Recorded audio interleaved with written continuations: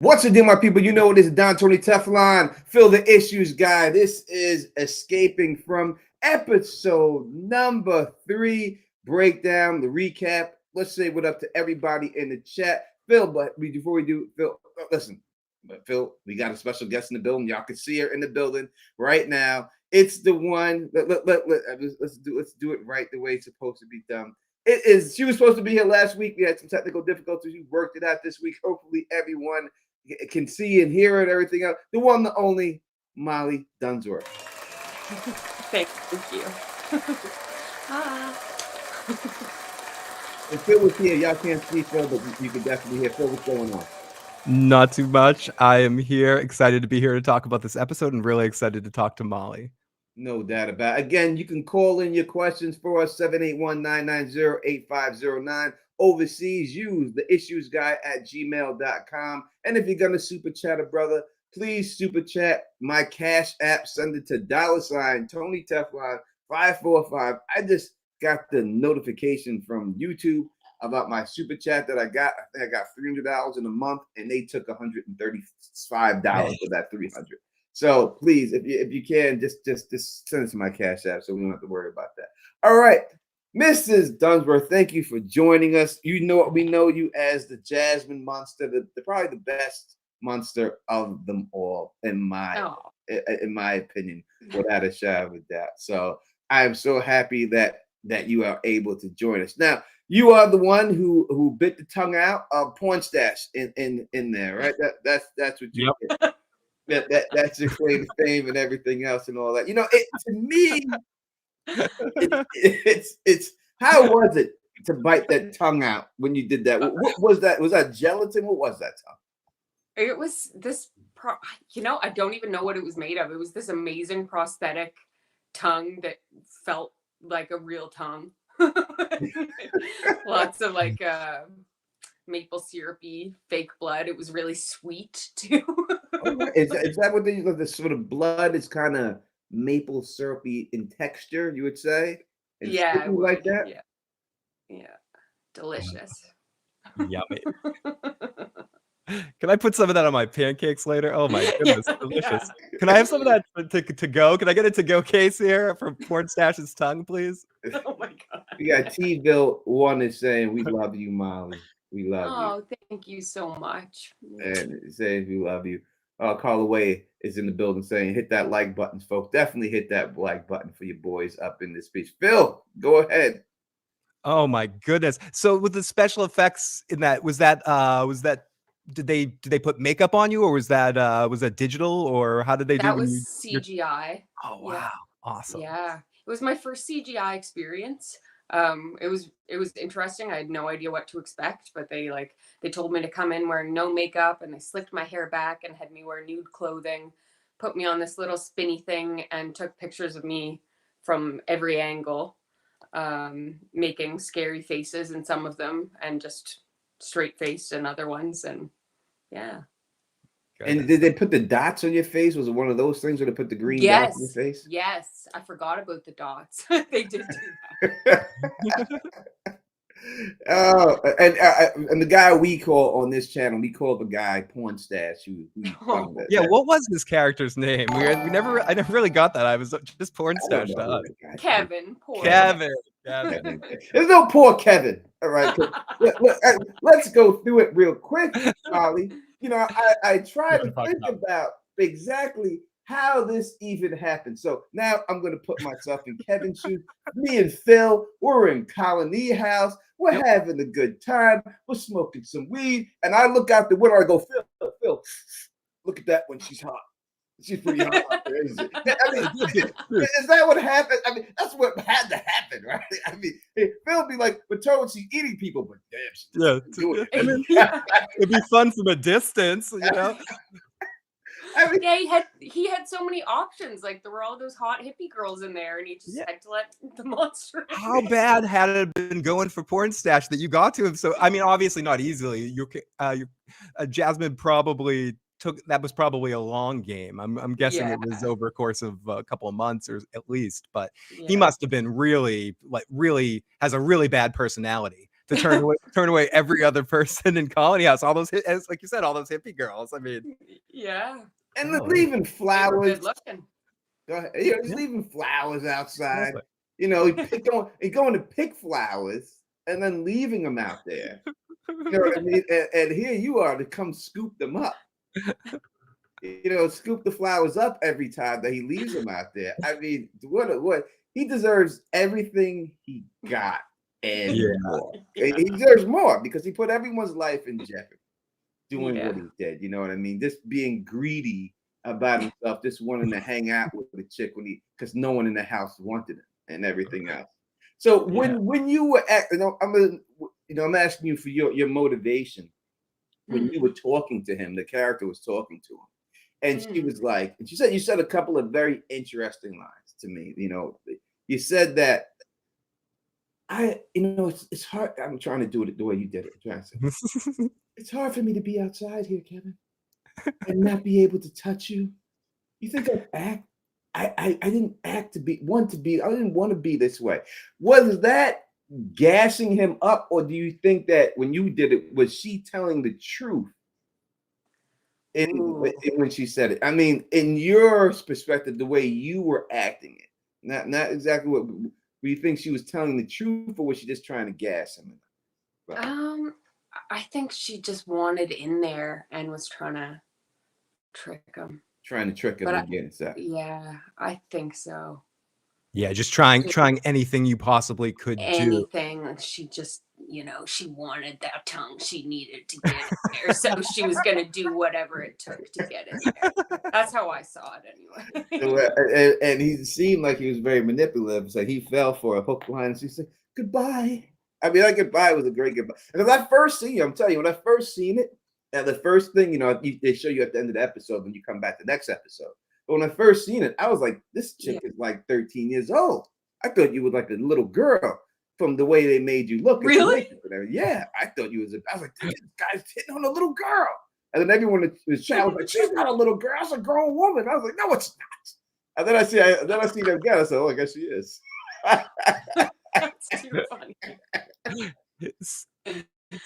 So after you bit out Kevin's tongue and spit it out, and you started cleaning off your shirt, was that an acting choice, or was that something that was noted in the script?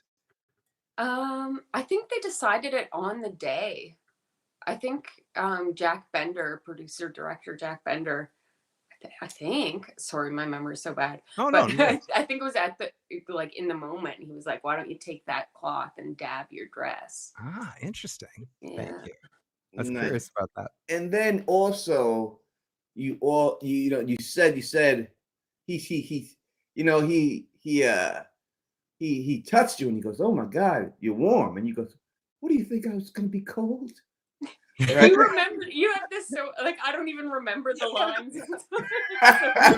And Jody's delivering him with performance tonight too. I am. I'm performing. Beautiful. I love it. And then because when he was kissing you, it was so uninterested. like it's so uninterested. Is that what they said? They said, listen, when this guy kisses you, act like. What did they tell you the direction for you to be that uninterested when he kissed you and stuff? Because he was trying so hard, boy. He was trying. Yeah. He was trying to get you to open your mouth, and you would refuse to open your mouth, and when you did, then it was all over. Yeah. I guess I was just waiting for my moment, Yeah, and you clawed the back of him. Yeah. You gave the slice to the lower back muscles of this guy and everything else like that. How is it for you to play a role like this in a horror show? Is that something that you like to do, horror? Or are you new to it or anything? I love horror. It's my favorite genre that I've done, for sure. Just like the extremes of it, it's a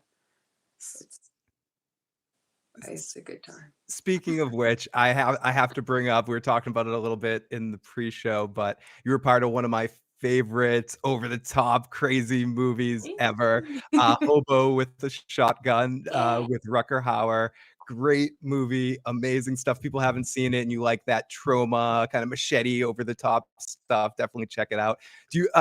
what, if anything, I know it was a long time ago, what, if anything, do you remember about the experience working on that movie? Oh my gosh, so much. I was young. I was like 21, I think, 20 or 21. I remember visiting with Rutger Hauer a lot beforehand. Like we really bonded. We went out on my dad's boat together. So I got to be on a boat with my dad and Rutger And your Hauer. dad's was an amazing actor as Yeah. well. Yeah. John Dunsworth. Any fans of the Trailer Park Boys, and your sister as well, and you were on that show as well a couple times, I believe. Yeah, Too. the Yeah. animated series too, right? It was the animated short you did with you voiced the voice over for that. Yes, right? I did a couple silly voices on their animated series. It was fun. I mean, it's an iconic series, especially here. I don't know how it is perceived over there, but the Trailer Park Oh Boys, yeah. cutting edge, and it was an iconic series. And I mean, my friend Wesley was like, "Yo, I'm gonna get me a trailer park and be the king of it. I'm gonna get all the women." And But that must have been so interesting being on the boat with Rutger Hauer working out this kind of that kind of role. I don't know. It's just so fun, covered in blood. I don't know. It just seems like Oh, such amazing, fun stuff absolutely. to do. It was one of the best times of my whole life, honestly. So many good memories of that. Like Rutger Hauer riding his bike through all the trailers and through the sets and everything, going, "Molly, Abby, where are you?" Just calling my name because he wanted to hang out. You know, what a guy. Yeah. Really great movie and great performance. Awesome stuff. Thank you. yeah, again, if you want to ask her a question, please call in 781-990-8509. She's not going to be able to rock with us all night. She has to get up in the morning like the rest of us, and she's an hour ahead. So that's why we have to start a little early today. So if you have a question for her, then please, ask the question, call up again. It's in the bottom of the crawl down there and everything else and all that. All right. So when working on this set, how long did it take you to shoot those actual scenes? Was it a 1-day shoot? It was 2 days at first, and then they actually rewrote the scene and had me come back and do another 2 days, like a month later. So at first, when my agent told me they were having me back to reshoot the scene, I was like, "What did I do wrong?" And then I thought, no, they just replaced me if they were, Mm-hmm. But they just had kind of a different vision for the scene, so we reshot it. So it was 4 days total, but so many COVID tests and wardrobe fittings and makeup and all that stuff, that it felt like a lot longer than 4 days. Yeah, I bet you had to go through a lot because of the intimacy kind of stuff. Oh my gosh, more COVID tests than ever. I was going every day to about a half-hour drive to get a COVID test for weeks. Did they have an intimacy coach for that scene? Would they put an intimacy coach for that scene? Was that on set? Yep. They had a coordinator, yep. Really? Just for that? Yeah. Oh my God. Yeah, I had to sign a thing and read it through very carefully, and yeah. Oh my God. And how was it working with that actor porn stash? How was it work? I mean, did you get a chance? Porn stash, I can't get over that. He was so great. I was really nervous. I hadn't been on a film set in a long time, and I was super nervous to make out with someone because I hadn't done that in a long time either. And he was just immediately put me at ease. Like I was like, "Oh, we get along." Like right away. I was like, "I love this guy. This is gonna be piece of cake working with him." I can't wait to kill him. I just love it. Yeah.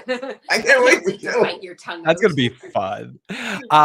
We have a text message from area code 717 that says Jasmine was the best monster. No question. Just want to give Molly some love. Oh, thank you so much for saying that. 100%. I appreciate it. It's not I don't even think I mean, the only one I could compare you to would be the Smile Monster.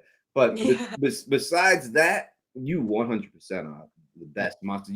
I mean, I think more people know you than the Smile Monster when it all comes down to it. It's Polar Echo. I'm going to put this on the screen. You can't see it, but he says right here, the Jasmine Monster was the scarier than others. It was the first time we saw how intelligent these things are. And I think that is true, because until then, everyone just thought they were just raving lunatics. But you came in there and as you said, played the long game to get the guy to open the window for you, and then and then bit his tongue off. And can I just? I know the answer to this, but there's some debate in the chat, and they try to get at me, and I say it. So let me just say this right now: did you eat the tongue or spit the tongue out? I spat that tongue out. Right. So I don't want to hear this anymore from you guys in the chat. And she ate it. You see us spit it out and everything else, but they still want to believe you ate it. No, she did not. There's no proof that she I ate wouldn't have minded eating it. I mean, I'm sure Yeah. it wasn't so bad. Yeah, you said it was sweet, tasted like maple syrup or something. Yeah, Yeah. it didn't taste bad. Area code 802 just asked the same question you just asked, Tony. Did she spit that thing out? Did she want to eat porn stash? But no, she spat it out. You heard it right from the Jasmine monster. Yeah, right from the mouth that spit out that tongue. Yeah, she spit the tongue out and everything else. And there's another scene and I'm trying to go through all your whole scene. Another scene, and then all y'all are laughing together, like you're standing on top of the steps and you're all laughing, and that's before Trudy comes up and sees you all there.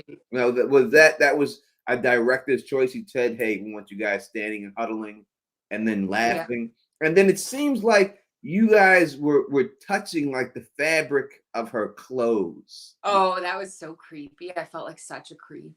That must have been so much fun to play. Oh, it was. She was so lovely. I was like, I'm sorry. That goes into a question that someone has in the live chat. How does Molly become Jasmine? Is it the costume that kind of helped you get into it? Would you create your own? Did you create your own backstory? Is it from some of the stuff you got from the script? How did you create Jasmine? How did I create Jasmine? I guess I only had the 2 scripts that I was in. I didn't get to read any of the other ones, and I just thought, okay, what does Jasmine want? She's clearly evil. She wants to get in there. So I kind of, that's a tough one. Yeah, no, it's absolutely. I just thought, how would she be? She's going to want to be endearing, and she's going to, taunt him with like, okay, then I'm leaving, goodbye. And then maybe she'll get what she wants if she's good enough at doing that, Yeah, working on like the instincts of how you could just again get what you want, any way to get in that place. I mean, that's fun to play that sort of feeling of you just have to get in there. It's a simple but strong thing. My goal in the scene is to get in that damn window, and I can do anything that I can do. No, but a lot of people always asking, like, was she being sincere when she was saying the stuff and I said both could be true. She could have been being sincere and the sincerity to get in there, but as you stated earlier, it was more I'm getting in here no matter what, and I got to gas this guy in. It did show exactly how intelligent these creatures are. The fact that you play it, say, all right, I'm going to say goodbye to get this guy to open this window, and he actually fell for it. He actually, definitely fell for it and everything. I would have to say, if you had to pick like one person, I know you're a fan of a lot of actors and everything else that you would like to work with. Could you tell me who that would be? Ooh. Okay, I'll just say the first name that popped into my head is Gary Oldman. Oh, great. He's wow, yeah, he just right away popped into my head. So that's what I said. Every time I see him in something, I'm like, is that Gary Oldman?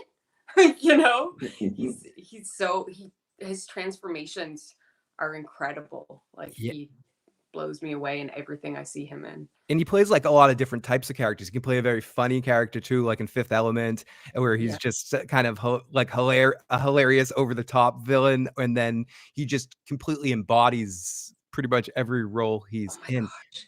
The first thing I saw him in was True Romance. He plays Drexel, right? Oh my gosh. So good. Yeah, he's amazing. Brock Savage in the chat's a True Romance goat. Yeah, he's so incredible in there. One second. TJ is saying, Molly, you're an amazing actor. You showed so much depth depth, and it was so convincing. Oh, thank you. We have a voicemail from area code 318. Good evening, Tony, Phil, and Molly. Wow, we're so glad you finally made it on the show. Thank you. I would just like to say we're so. Oh, I'm about to repeat myself. Glad you made it on the show. And I just like the choices you made, but my question is, why do you think on your transformation it was just partial? I notice most of the time when the monsters attack, they transform completely. But on you, it just looked like the teeth and your fingernails transformed. Yeah. I thought that was kind of an interesting choice, and that it took you so long to transform. Thanks. Interesting. That is interesting. I wish I had an answer. Yeah, I don't even have an answer to that. I didn't even think about that. Interesting call. Let's go to a little bit. Was that CGI your hands, or did you have prosthetics on for the claws? That was CGI. That was all CGI. So Yeah. the teeth, that's all when they were telling you to growl and stuff. Now, did they have him there? Did you have you lunge out like at nothing when they did that or anything? Or? He was there when I did the lunge forward. Yeah. That's when you were in the green with the dots and everything, right? No, green. Oh no. In the green screen room when I was standing on the spinny thing, I was just all by myself. And Okay. then later when we were actually shooting, they would do some takes with the dots on my face. All right. So I can see how they made it. That's all. I thought they would have had your hands just be right. So when you touched his back, that was really your hand touching him. Then they CGI'd and put the claws and put the claw marks on him and stuff like that. Yeah. So they probably like, all right, and you just got scratched and react and then bite and you do a great smile. The smile, the smile with the tongue in the mouth and everything else. And Got you. It was a great smile. She did a great smile. Fooled you. It's like yeah. Idiot. I mean, you at least you let him kiss for a few seconds before you bit the tongue. But Yeah, tongue He off. got a little action. Yeah, let him get a few seconds there. It was nice. At least for the Nice flowers, he deserved that. Yeah, he worked a little hard. He gets 5 seconds. He gets 5 seconds before the tongue cup. You could have bit it off immediately. Someone in chat said, Molly, you could bite my tongue out anytime you want. Oh, behave. Behave, people. Behave. What else do we have here? We have another question here from Big Daddy. P980. He's asking, did they tell you how long Kevin had been talking to you? Long enough to leave the flowers? They give you like, all right, you've been in this relationship. They give you any backstory on it, or they just go with? They didn't know that was all in my head, I didn't make up too much of a backstory for her because I didn't really know what was going on. I just kind of went with the flow. Yeah. But More instinctual. Yeah, exactly. Yeah.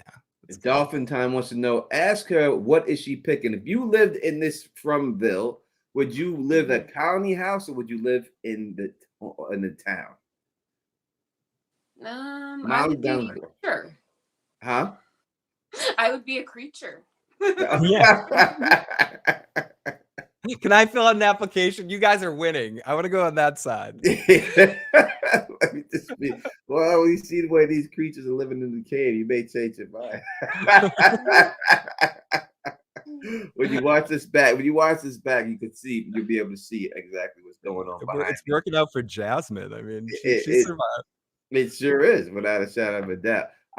Me and Phil already answered that question. If you're asking us the same thing, I would live in town, but I would hang out at the Colony House because that sounds good. I got to pick up weed somewhere in town. Yeah, I mean, I got to go up to the and they can't be charging you nothing for weed. You ain't got no money, so they just got to be giving that shit away, right? I'll play drums for that. It's a barter system. I have a skill. I'll entertain the kids with drums. Without a shadow of a doubt. If Molly could pick a character other than the creature, which one would she like to play? Okay, I have to be honest. I haven't watched the show. Okay. No, there's nothing wrong with that. That happens. It's not really available here. I mean, it is, but there's a lot of subscriptions involved. I do plan on watching it. I would love to be able to answer that question, but unfortunately, I haven't seen it yet.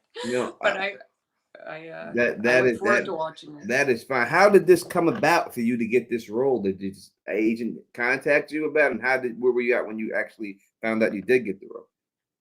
It was amazing, actually. It was usually for auditions, I have someone to read with me, right?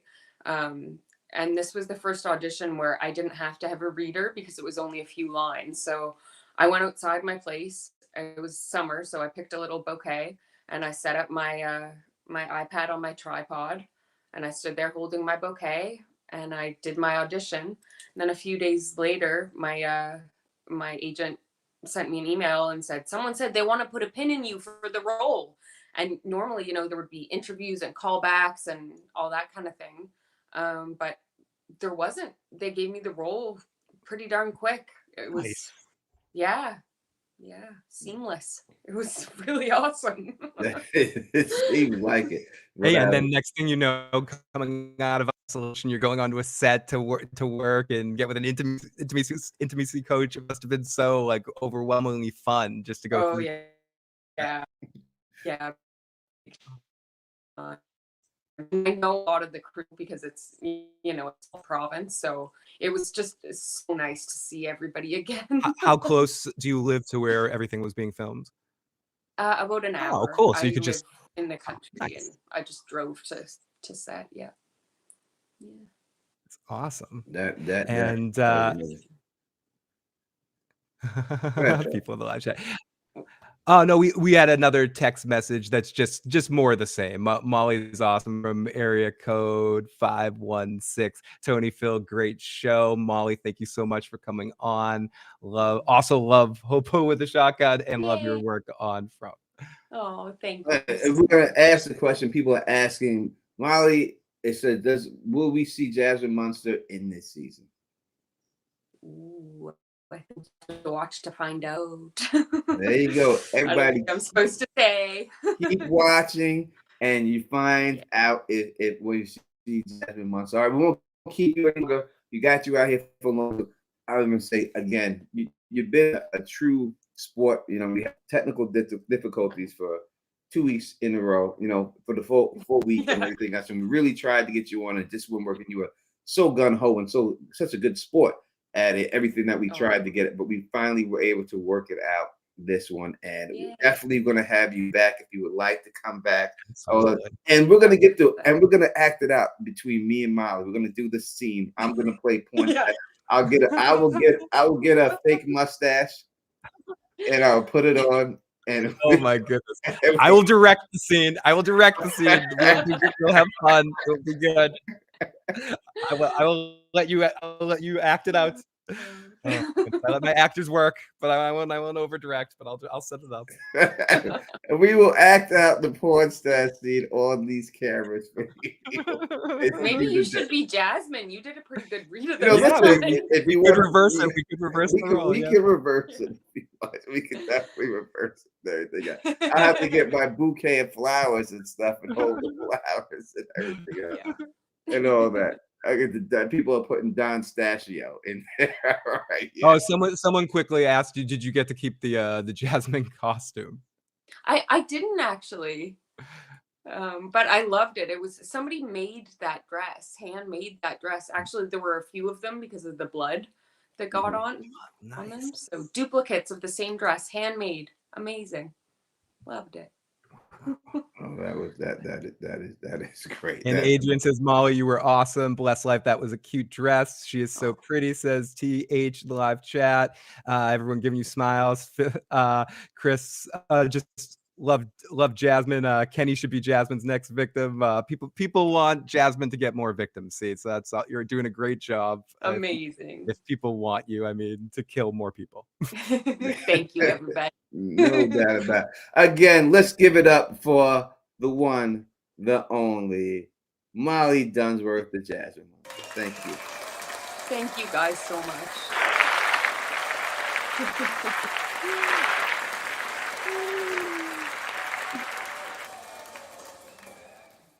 No, thank you. Thank you. Thank you so much. And now it is me, the Don Tony Teflon. I'm here by myself. And until Phil gets back here, and I'll be rocking with you. Let me just um, do a couple of things real quick for you so I can make sure everything is legitimate and everything else. All right, that's that. And we got that. So I told y'all we were gonna have her on. I know a lot of y'all were getting at me. You thought I was lying. I told you I wasn't lying. We have technical difficulties, man. Technical difficulties. What an amazing actress that she is, and just all around great person. Phil, how was what was your thoughts of Molly? That was a lot of fun. She's got a lot of fun energy. Again, we had a good conversation before we started, and I know you got a chance to talk to her earlier today too. She just is good people, and hope good things happen for her moving forward in the industry, because she's got a lot of charisma and stuff. But that was really awesome of her, and as you said, that she could have easily said F it after last week not working over and over again, and she stuck with it, and what a sport that she was. I mean, I said we were late last week. She tried probably 10, 11 different ways to try to work it out. And the way we did it, we thought about doing, but it would have just took too long. So we tried. I hit her up this week, and I told her, I said, we're going to try to work it out. And then she got back to me and said, hey, are we going to still try to get this done? And I was like, yes. So I'm going to put her links in the description for her Instagram, so you can follow her on Instagram. She posts beautiful pictures and everything else up there, and she's just a beautiful woman inside and out, and it's just great to have her on here and everything. So Tony, and we've gone so far without talking about the episode, because obviously Molly hasn't seen it. We didn't want to spoil anything for her, but yeah.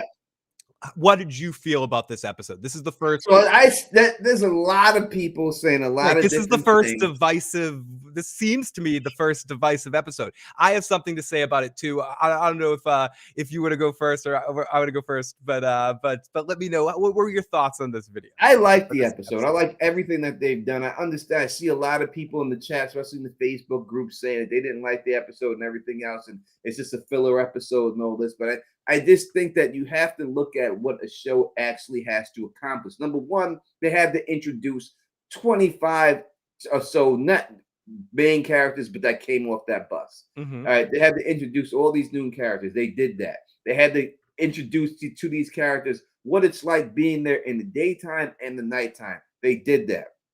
I know people want instant results. That's the type of thing that we're here, with the Netflix and everything else. Just give me everything at once. And I think people are stuck on that. But I hearken it to being on a roller coaster, right? You just can't have a roller coaster that just makes you scream at the straight drop, free fall on this kid. You have to go slow up that hill. It's the anticipation when you're on that roller coaster, when you're going up and you're hearing the clicking, and you're looking around like, holy shit, we're getting higher, we're getting higher, we're getting higher. And then when that drop hits your ass, that's when the butt cheeks tense up, right? That's what they're doing to you right now. It's only the third episode, so you're going up the hill right now. You haven't come down yet. Yeah. And you're going to come down. I think when you come down, it's going to be all worth it. So to me, it was a good episode, and I understand exactly why they did it like that. How did you feel about it? I agree with what you just said.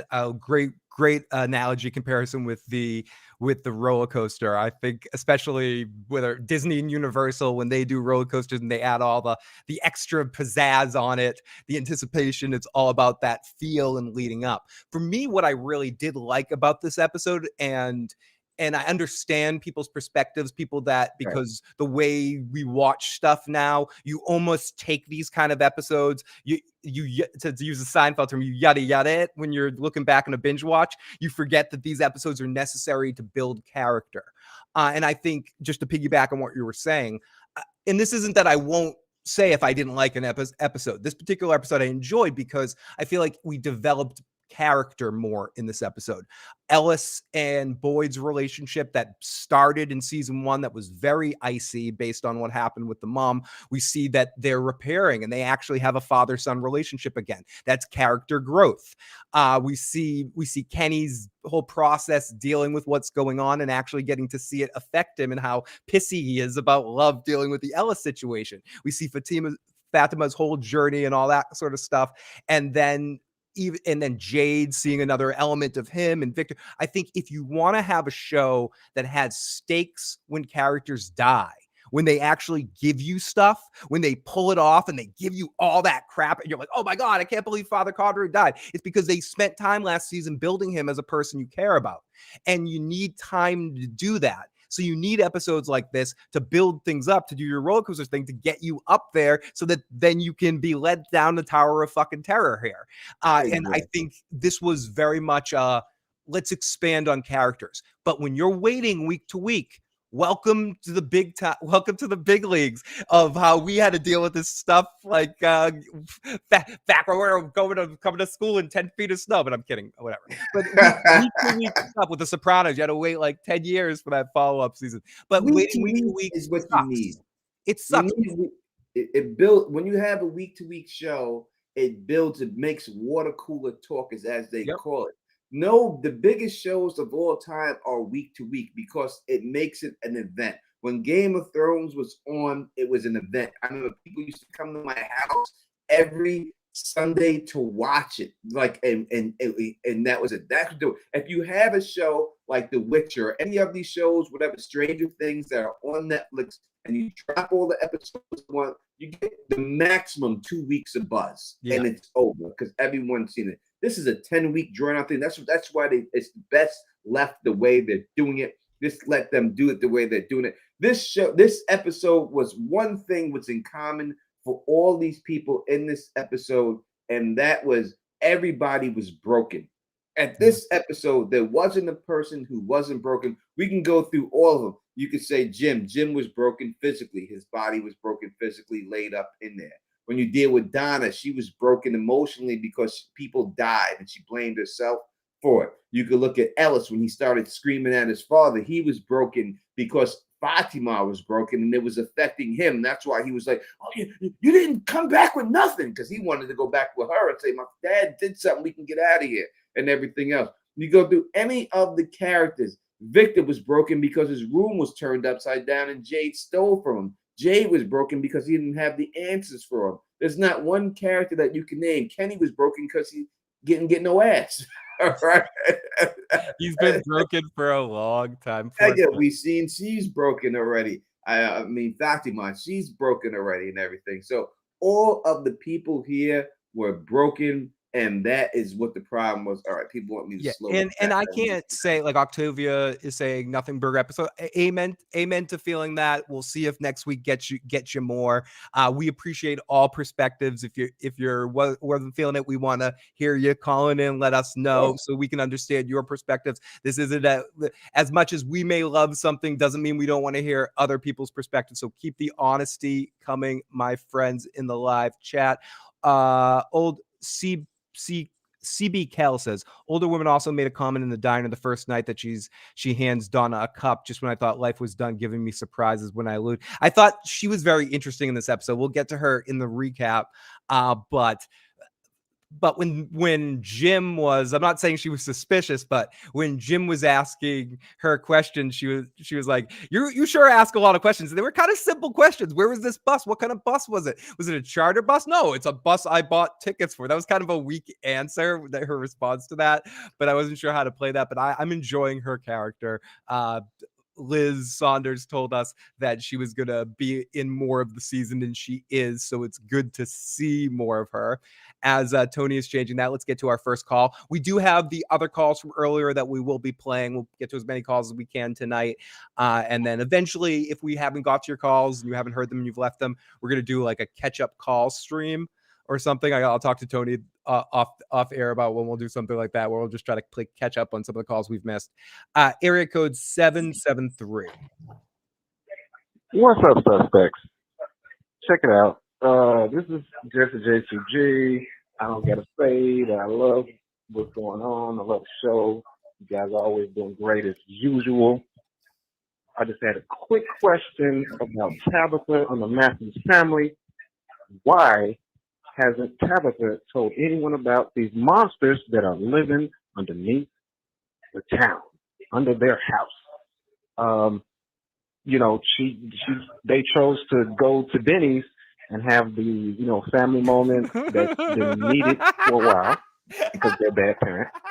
But I think the timing was off to say, okay, you know what, let's just go to Denny's. She should be telling the whole town, Yes.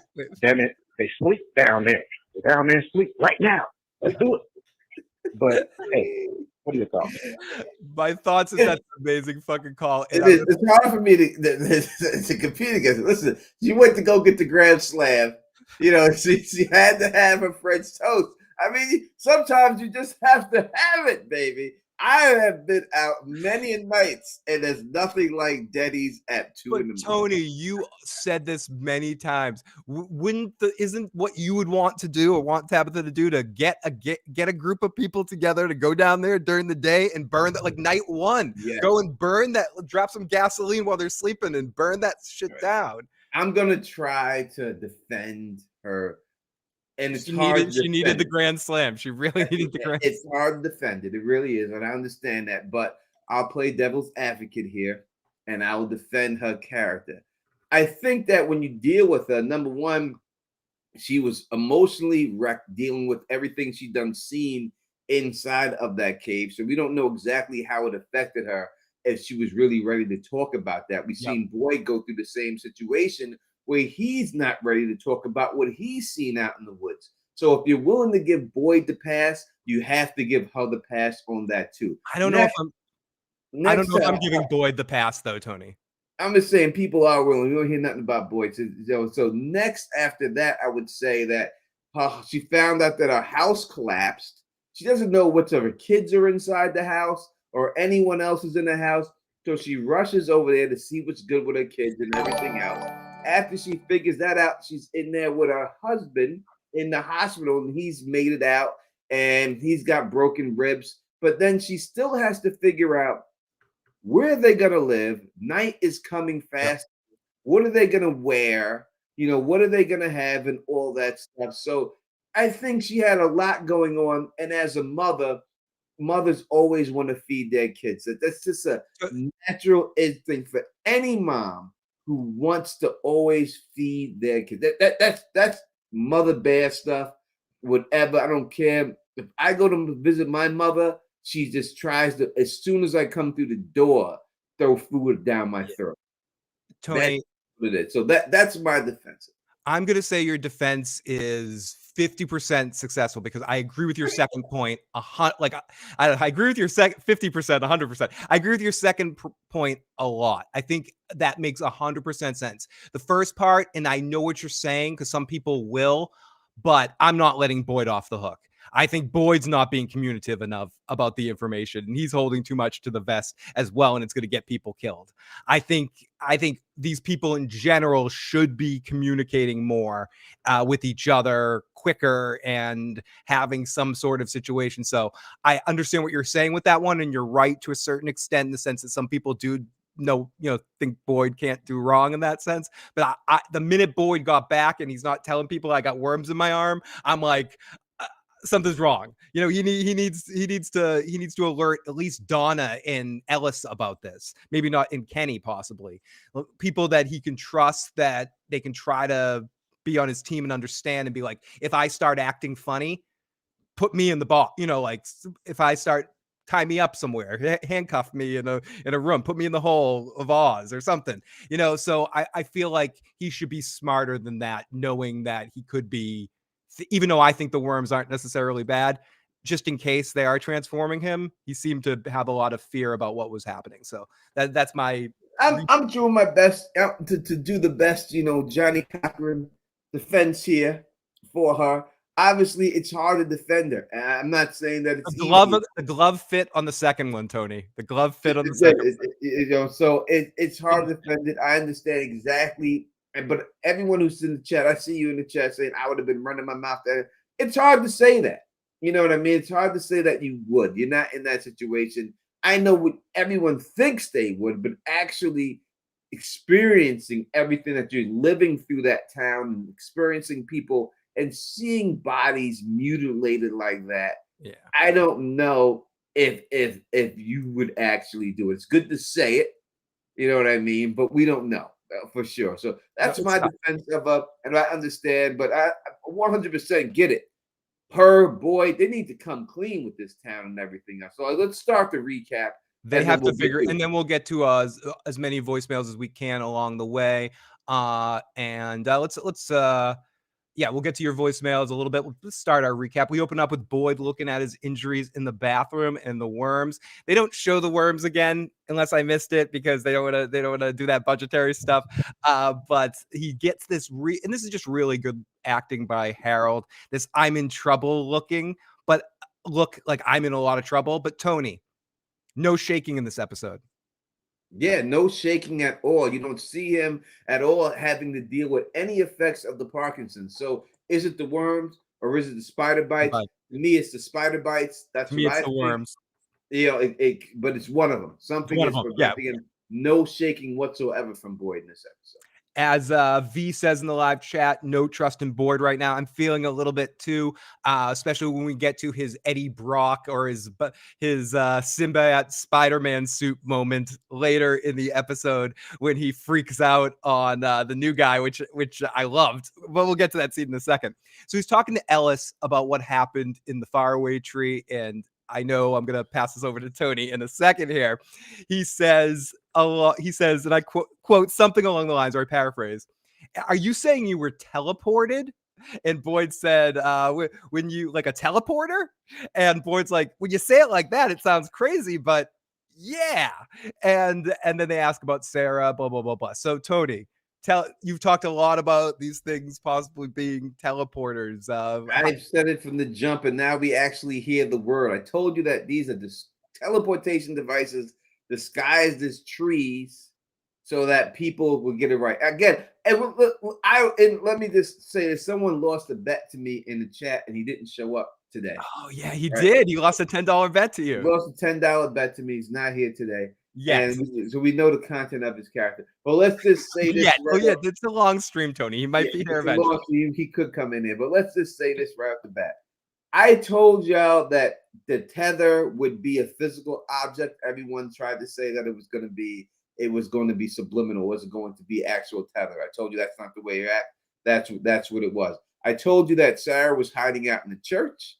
That's where she was hiding out. And that's where she was hiding out there too. I also told you that it had to deal with that couple that they didn't show the kill because that's why they didn't show the kill. So all three things, I was right on those things right there. All right, this know that's what it is and everything like that.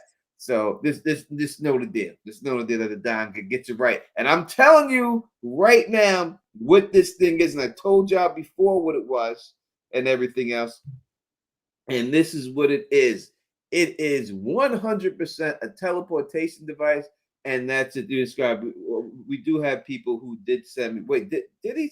Someone just sent me 10 beans in the cash app. This could be okay. him. We'll pretend it could be him. He could be. I got 10 beans in the cash app from him, so it could be him. Thank you so much.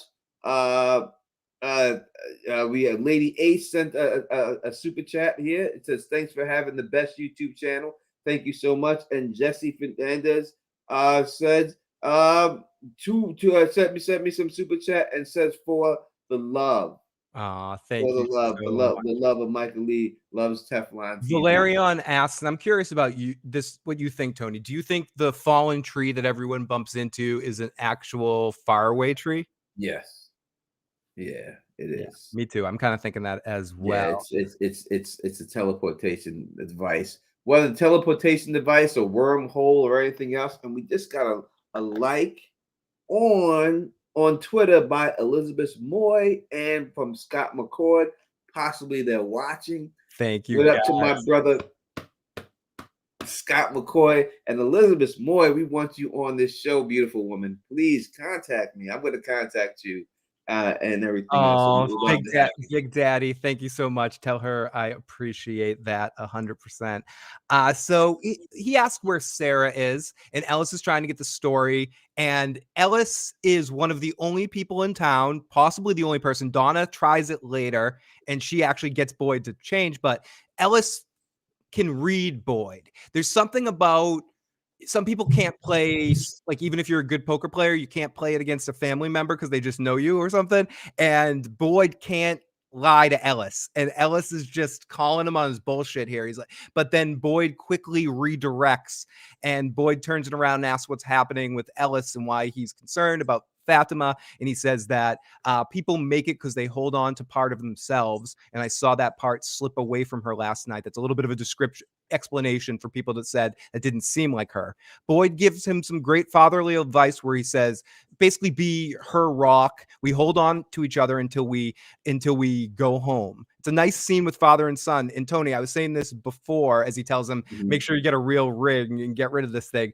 This is the character progression I'm talking about. In season 1, these two didn't get along. When they bumped into each other in that first episode or whenever it was, and the first time they saw each other, it was tense and weird. They hadn't talked to each other. This is character progression between their two characters. And I think I actually thought it was a really good way to start the episode. And I did too. I liked exactly the way they started, especially with Ellis. And you see, and thank you so much, Mika. Gee, I keep saying it, for donating the super chat. Really appreciate it. For I would just say that when you seen Ellis the first episode, this episode, him getting mad, like, you told me you were getting answers, and now there's no answers, and you know that that's drawing from his woman, his love for his woman, and because she sees her breaking, and then he confesses a little bit, like, listen, she's losing a piece of herself. I could see her losing a piece of herself, and that's why he was trying to get those answers out of him and everything else. But one thing I think that when he says it sounds crazy, like, the way when you say it back, it sounds crazy. Sounds crazy. You're in a town that you can't get out of. There's monsters that are killing everyone. Nothing sounds more crazy than that, and that's real. So I think it's time to start believing anything, right? If you said anything to me, now I believe it. After you've been through what you've been through, there ain't nothing more crazy than you. So if you tell me this happened, I'm believing it. yeah. Right? And because of everything else that happened. Let me address this one troll in here. Okay, I'm gonna go grab a drink. I'll be right back. Yes, who's saying that this channel? I'm even gonna highlight your comment, poor man, because I even though I shouldn't give you the play, I'm sure this is what you want.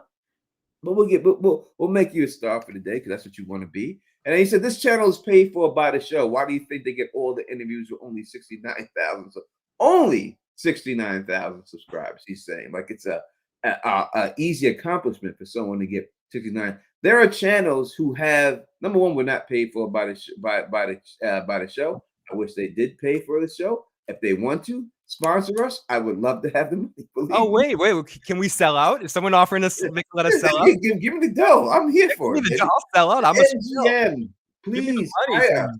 We would love to be hired by. I'm telling you, please hire me. And as hire me, hire Phil, hire the escape. Tony, is this guy saying we have a check coming?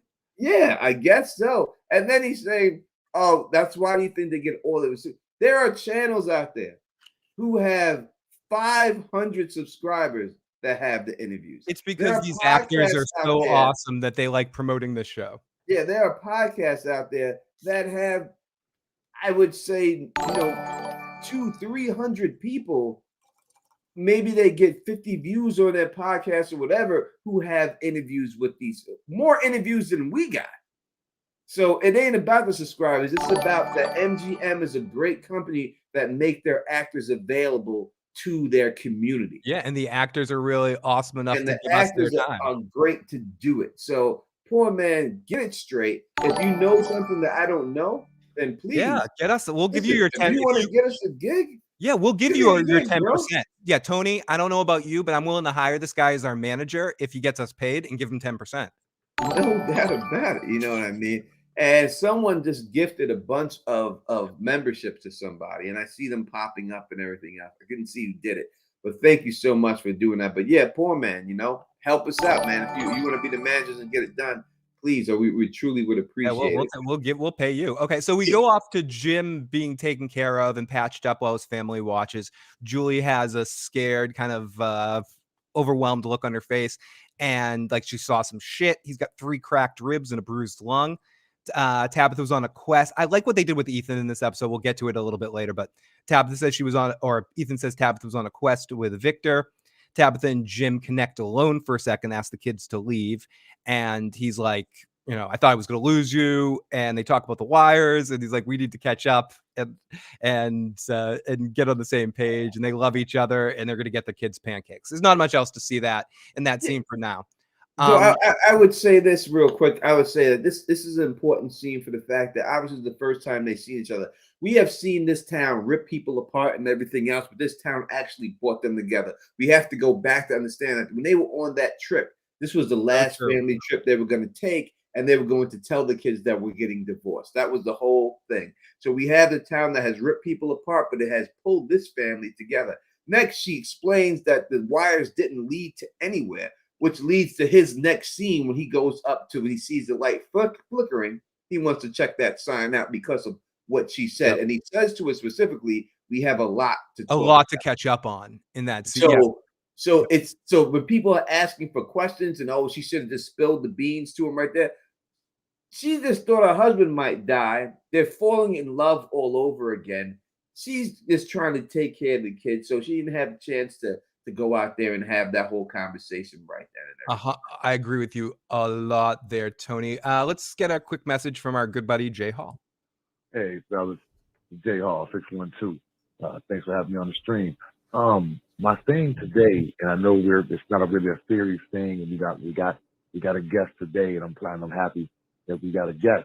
But the 2 kids walking through the daytime, I gotta throw it out there. Is this the next level? This level 2 of the daytime monsters that can't really hurt you, but they can drive you to hurt other people or hurt yourself? Just tossing out there. Still not aliens. Great to have you, fellas. So we finally get to see them. We'll talk about them a little bit later, but we finally get to see Raggedy Ann and Andy in this particular episode, Tony. Mm-hmm. I personally, and I know we're not going to get too theory-oriented tonight, but just to piggyback on this from my perspective, I think whatever those things are trying to help Tabitha in a weird way or connect with her. I don't think they're trying to get Tabitha to save them. I don't know. I could be wrong on this, but I don't think that they're not as bad as what that dog's doing to the chair back there. That beautiful dog is going to town back there. Yeah. Give me a second.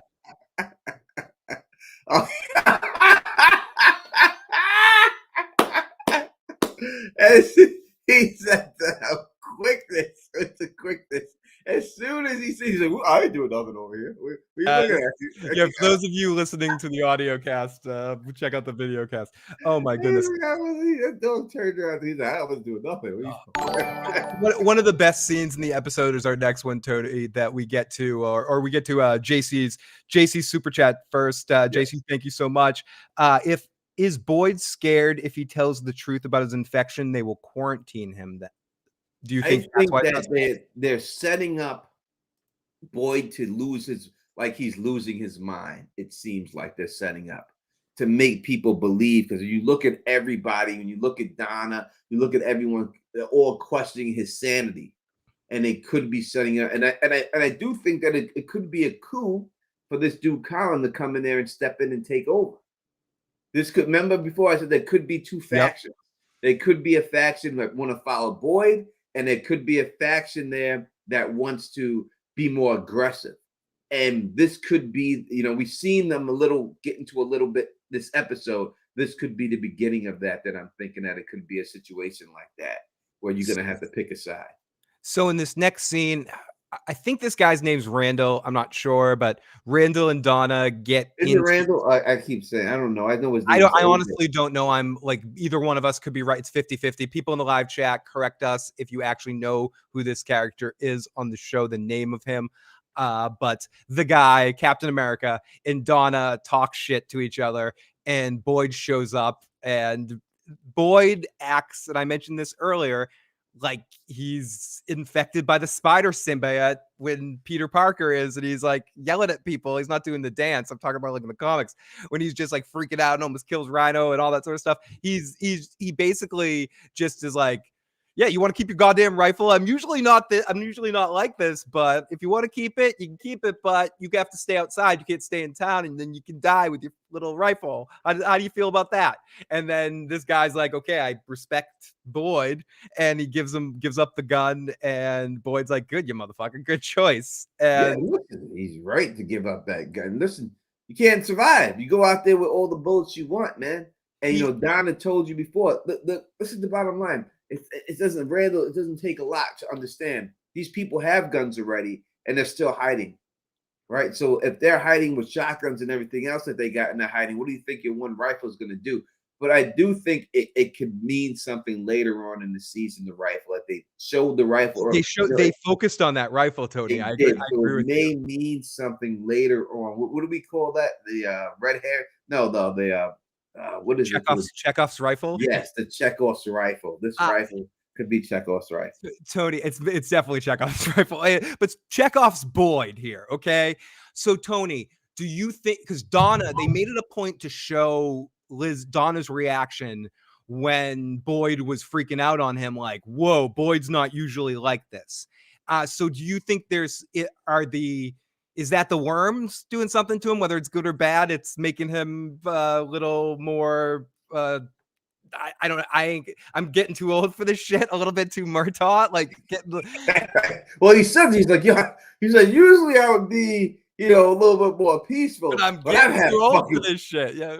Yeah, I had a fucking weeks. We ain't got time for this bullshit. Right? Yeah, exactly. It's on How I Met Your Mother. They call it the Murtaugh rule. You're just like you get to a point in life where you're like, yeah, but I'm too old for this shit. I'm just too old for this shit. That's it. I ain't got time for this bullshit right now. So bro. is it because the worms just boiling his blood, like, or giving him super strength, making him high, or giving him some, or I just think it's the stress of the place. I think it's more the stress of the place more than anything else going. If this could be that as well. That's good. Dealing with. You got to understand that Boyd's in a situation right now where his best friend was Father Cotry. He doesn't have him anymore. That was his boy. He was able to talk to. He doesn't have his boy in there. Yeah, Kenny's more of a protege. Yeah, Kenny's like a son, another son to him. It's not his boy. You know what I mean? So it's just him, and he ain't got no boy up in there. No, but it's no one else for him to rock with that he could talk to. That's you need someone that's the same age as you on your level to talk to throw things around. He's not cool with Donna like that. I think Donna in this episode found a newfound respect for Boyd and everything that he does, having to try to play the character of Boyd for a little bit. And it didn't work out for her and everything else. Now, you know what I mean? So. Tony, before we move on with the recap, I just want to get into something that just flew by in the chat right now. Are we going to get a From Red Wedding type thing, which meaning that one episode, you could say that the Jasmine episode last season was that season's Red Wedding, where a lot of characters are in a danger, dead situation. Could we theoretically get one big scene where a lot of main characters die in one bloodbath? Yes. At the end of the season, I think they're all going to die. A lot of the new characters and everything else, everyone's going to die. I think this season is going to end in a massacre. I think a lot of people, I don't think they win this season. I don't know if first season, you could say they didn't win. I don't think they get a win at the end of the season. They may get a win during the season, but not at the end of the season. Not this season. I don't think so. And Sonic wants me to go full recap. I don't know if Tony wants me jumping around like that on go right ahead. Go recap. This song I know I actually can play on the stream because it's not. Go ahead. Give them the recap. No, maybe we'll do that. Maybe I'll do that in a second. People want me to get back to the recap. Let me warm it up a little bit. Maybe next week when I don't have dogs. Okay. So back to the recap here, and it is Boyd. Okay, Boyd says, okay, so Boyd turns to for all you lost people, Boyd turns to the group and he gives them the "we live together or die alone" speech. He straight up gave them the Jack speech. Either we live together or we die alone. And Donna, and we finally get our first shot of Duck Dynasty in this episode, Tony, right sitting in the back of Donna. Duck Dynasty was sitting in there in the back. And people think that he is the same guy that was chained up. He does look like him 100%. There's no way to say it. That guy, it could just be the beard, but the lankiness and everything else, he does look like that guy. Yeah, I can see why people are saying it. So Thank you, Jeremy John, for subscribing. Thank you. So Boyd gives the live together, die alone speech. Duck Dynasty watch on. Folks give that look to Boyd. That was intense. And the problem with these newbies here that are coming in on the bus, Tony, is everyone else that came in got, say, a spoonful of sugar on the medicine to make it go down a little bit easier. These people are having to deal with this in a sort of cut and dry way. So any of the slowness of them getting it, of course, of these few episodes, I think it can be understood because they didn't get to drive around in the loop. They didn't get the soft sell. They just got the hard sell. Night one, people murdered, a whole bunch of crazy shit happening. So it's tough for these people, really. It truly is. And people are asking real quick, if Jasmine was already on. Yes, she was already on. She was on for the first half hour. So if you want to see her on for the first half hour, you just have to wait for the stream to end and go back and watch. Or I think you can drag it back and then just drag it back to live after the fact. As long as you want. She was on there for the first half hour. So okay, so then it's dinner time or food time with Tabitha. And did she see something in the fallen house when the music shifted, or did they just shift the music there? I think it made her realize they have nowhere to stay. Okay. She looked at it, she was like, holy, I think that's what snapped her to saying that we have nowhere, my family has nowhere. And that's what prompts her to go into the back and then ask Kenny's mom, the beautiful Kenny's mom, gorgeous woman she is, and to ask her straight up, can I get some things back there? And then she says to her, you could stay with us. And that's a full house right there. Yeah. Right. Oh, with Jade in there too. And Julie even says it in a funny line. One of Julie's best lines of the season. You mean we're gonna live there with Jade and Kenny and everyone? We're all gonna live in that house? Yep, we are. Don't worry about it. There were a lot of people shipping Julie and Kenny. Yeah, they're under one roof, They are getting closer. So Ethan's also worried about Jade messing with his worried about Victor because him and Jade messed with the room. Julie's giving that Ethan look, the awe look that we're gonna get to Ethan in a little bit. I actually really like this episode, but I did want to make note that they put a creepy music crescendo when she looked at the house. Anyways, so Tabitha, as Tony said, talked to Kenny's mom. And again, you people that think the tea is evil, Kenny's mom again offered the tea. They made it put, you want some of the tea? Well, I'm the one who put that out there. The tea. There were some people that say you don't get answers. You got more tea. More tea. Yeah, I do believe there's stuff in the food. I do, and the tea is a part of it, 100%. They mentioned it out loud in a weird way that seemed obvious to me in 2 episodes in a row now, specific mentions of this tea. So to your point, Tony, I do think that was for a reason. Usually when shows do things like that, it's foreshadowy activity. So they, again, Tony already talked about this. The mums stick together. So then we get Donna and Boyd catching up for one of their many scenes in this episode, which I thought, again, were just great character moments that we got and awesome. And Liz and Harold worked really. Liz is awesome. Amazing. She was great. She was great in this episode, Tony. She was really great. Let's go through it. Harold is Harold. We know that. So I'm not going to. Yeah, he's been killing it since Romeo and Juliet. We don't have to really praise on him because we know what he does. That's what it is. To be able to carry a scene with an actor as good as him, it's not an easy thing. Yeah, and she sits there and carries the scene constantly when she's in there. And the facial expressions that she gives and everything is just so believable. Amazing actor that she is. I just think that she is an MVP of the season so far, without a shadow of a doubt. I'm scared, Tony. I'm scared. Donna on Death Watch. I'm scared. No. She is so awesome.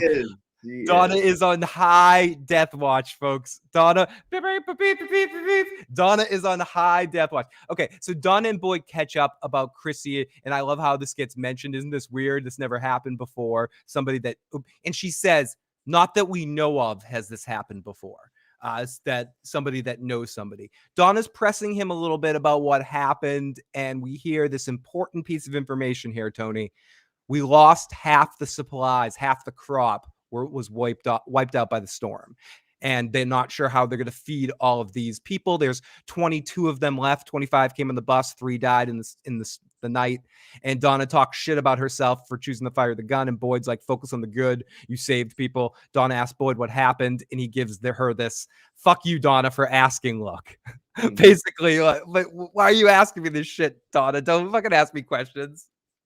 Yeah, and I think it comes down to they've been living a cushy life. When we start the show from season 1, it's been 90 or so, maybe longer days without an incident, right? Like that, yeah. They've been out there. You showed them having sex in Colony House. You showed them praising Fatima for the weed.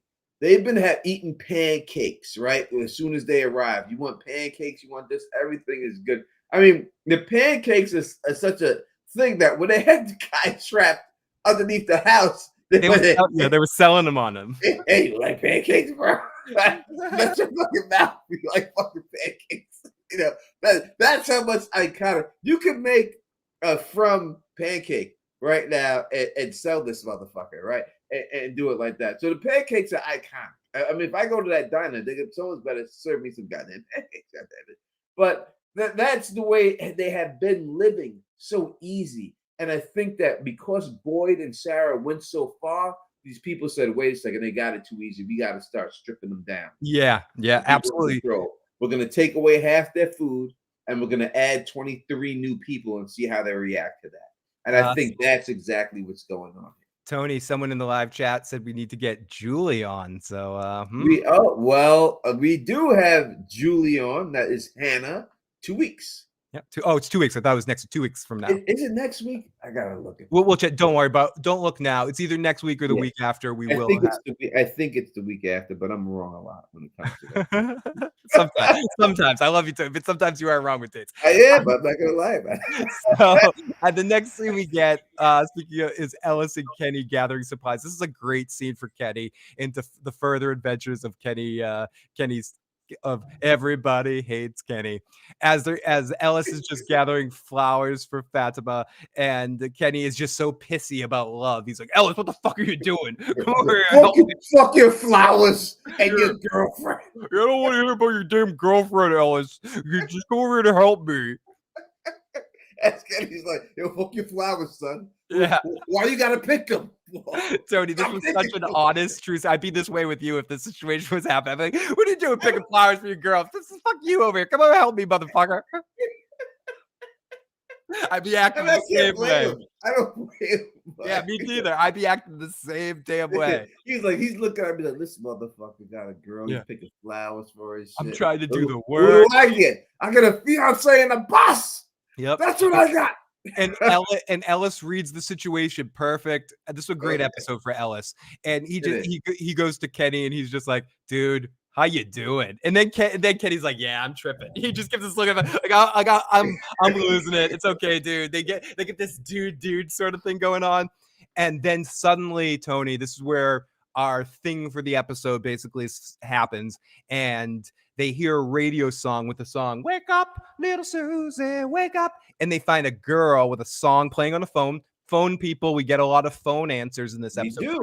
Chrissy straight up says phones don't really work. Answers. I think we get a lot of answers, but I think people overlook them, or it's not the answers that they specifically want you to act like nothing happened this episode. But they give us answers every episode. You know, a little bit. Something here. You always get something. And it was an alarm. I mean, people would say it was playing. It was an alarm. It was her alarm that played "Wake Up." But in the end, it was a song coming out of her thing. So the people who set her up there, who have the whole thing, are able to access her phone, set an alarm, and set the song up to go off. and it's just, oh, thank you, Star. I don't know if that's facetious, but I'll take it. So I'll read it as genuine. So Ellis is like, why? Oh, and I could just I don't know about you, Tony, looking at that, the makeup, whatever, they did a great job of just making me feel when I was looking at that. Oh my, I could feel it. I could feel it piercing through me. People that say, as we get into this, they find a woman that's has a metal thing from one of the traps we find out later through her head attached to the tree.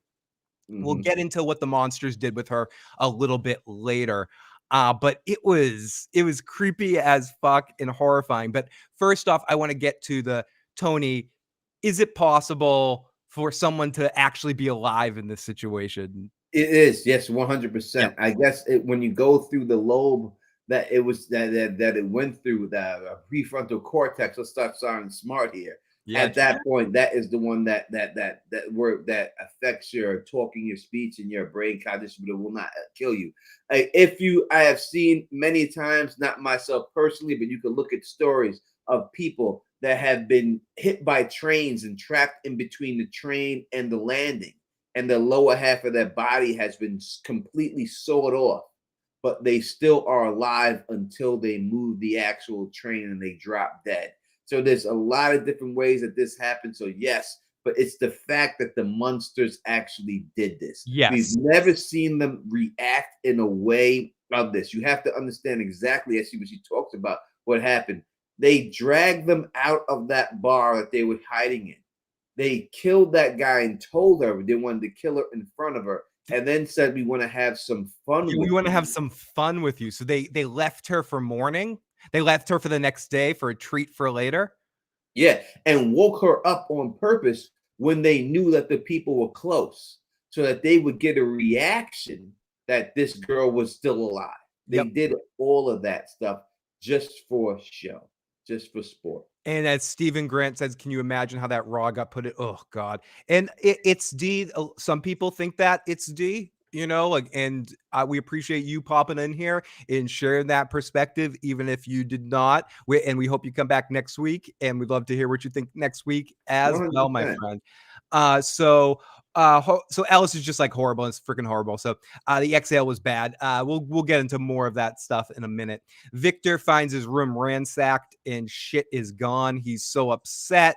The confused sounds he makes is very childlike. No, what? Who's in my room? Who's in my room? I love it. Great stuff. That eye patch girl comes in, who everyone's shitting on this poor girl. She's like, hey, what's going on? And everyone just ignores her and moves on to the next person. And but she keeps having reoccurring parts. She's always there. She's talking to Jade. They're so mean to her. They're so mean. They are mean to her. They are. They're just like Jade. They're just like, I don't care about you. Oh, Jade's pushing. I'll talk to you later. No one comes to my room. And then he just runs. No one comes to my room, Tony. No one comes to my room.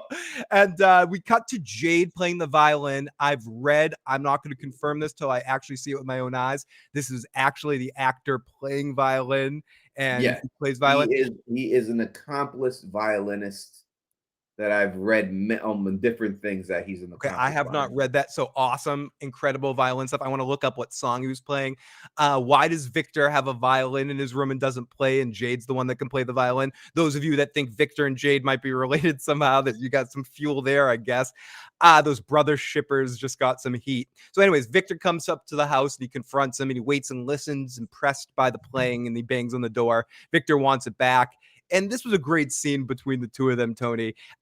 Jade can't, you know, people like this. I know people, but you totally do. People that just can't help but say shitty things to people in reaction. And Jade's one of those people. He can't just like have a normal conversation with somebody without being like, fuck you, man.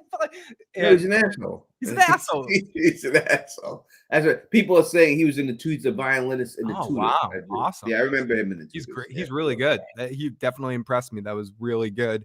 And then Victor's like, you don't go to my room, but he follows him out there and he shows him the Polaroid and he's like, what the hell, Victor, you were there. And the look, this connects to what we were talking about with Scott the other night, Tony.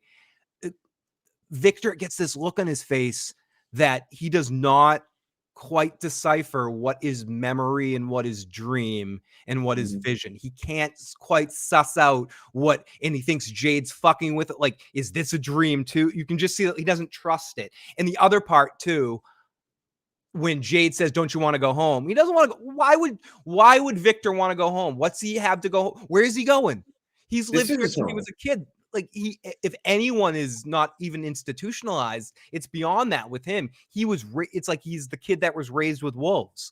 He was raised here. He can't just go back to society. He doesn't know what society is. This is all he knows. And we talked to this when we interviewed Scott. We actually talked about this whole situation. He specifically. said specifically that this is Victor's whole life. He knows nothing but this place. He was born, not born, but he was raised in this place, and this is what he knows. Having creatures that come out at night and kill you would be the normal to him. He wouldn't know how to act if there wasn't something It's like that. Robin Williams in Jumanji. He just lived in there forever. Like, and he just knows Mhm. this area. And as we talked about, Victor ain't no punk. I told you he was no punk. I told you he wasn't gonna stand for that shit. And he didn't. He went right over to Jay's house, banged on that door, and was like, "Yo, give it back, bro. Give it back. Give me." And it must be significant to him. And I know people in the chat are saying it belonged to his mother. I agree that it's definitely most likely belonged to his mother or something like that, because that's the only person we ever hear him mention. So it would be odd if it was anybody else and he kept it under his bed and he wanted that back, really. So it probably is something that his mother, she may have played songs for him on it as a child or something like that, but most likely it was his mother's. We never hear him mention his father, but he does mention his mother. So we know that he cares for his mother. So it's no proof that he has any love for his father. I wonder if Victor will eventually go back to Jade to try to confirm this stuff and get into it. So, who's this guy? So, next scene is Chrissy and Mary Ellen, or whatever her name is, Mari. We have a conversation about their change of hair, adapting to this place. What the fuck's going on? It's a weird situation just because you're pissed at someone. It's a weird situation, Tony, because if put yourself in the situation, like if you're pissed at someone or you're missing somebody, you find out they're actually still alive, and it seems you haven't quite adapted to it. So Mary Ellen still has a little bit of anger towards Chrissy about, you were just a mile away with a cult or something, Yeah. and so I kind of understand her perspective like this, because I could imagine myself in a similar This is a makeup sex opportunity, right? That's what this, to me, that when you have a situation like this, Did makeup Kenny sex, mess it up? Did it Kenny cures all ails. All right, it takes away all suspicions. It cures all airs, and everything else. All right, ails. Makeup sex. I That's what they need to am have. with you, Tony. That's what they need to have. If they do that, you don't have to worry. All that other conversation goes away. Everything. I don't know you with a coat. I don't know you. Oh, I love you again. That's what happened. So we also get an interesting piece of information in this scene, Tony. There's something on her desk that she made for her at home. It's another one of those things like where Tabitha finds the ring or finds something that existed at home that shouldn't exist. It's the actual thing. I forget what that was earlier in an earlier episode. It's another thing like that where Mariella is like, there's this thing in your desk that I made for you at home that should be at home, and it's sitting there in the desk, and you're not freaking out about it being there. Like, what the hell are you going? And it connects to the end of the episode, but it's another one of those things, Tony, that whatever's happening here, they're getting memorabilia or like shit that's important to other people and bringing it in here to mess with people more, to put them more on tilt. Maybe I don't even understand, to make it seem like they know more about them, or they do know more about them. For whatever reason, it seems like this is another example of another thing being brought in that existed in the real world, or there's a replication of it of some sort. Yeah, I think when it comes out, we'll go into theories at the end, but I'll say this one right now, real quick. What's going on here, people? Listen to the Don Tony Teflon. I'm trying to tell you, I get these things right. I know what I'm talking about. Just listen to me.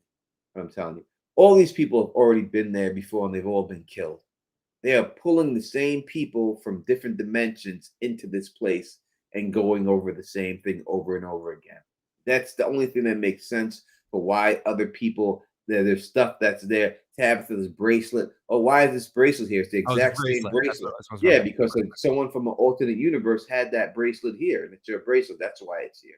And that is why all these other things are there and everything else. It's just they're continuing bringing the same exact people in here time and time again and running over the same scenario and everything with them until they get killed and everything else, because it's an experiment that's going on by the U.S. government, the government, with dealing with aliens, and they've trapped aliens in there dealing with the wormhole technology due to Jade's computer algorithm that he sold is the reason why they got this technology to begin with. I'm not far off, except I'm thinking more Truman Showy than Alien, but I think we're on similar pages with this, Tony.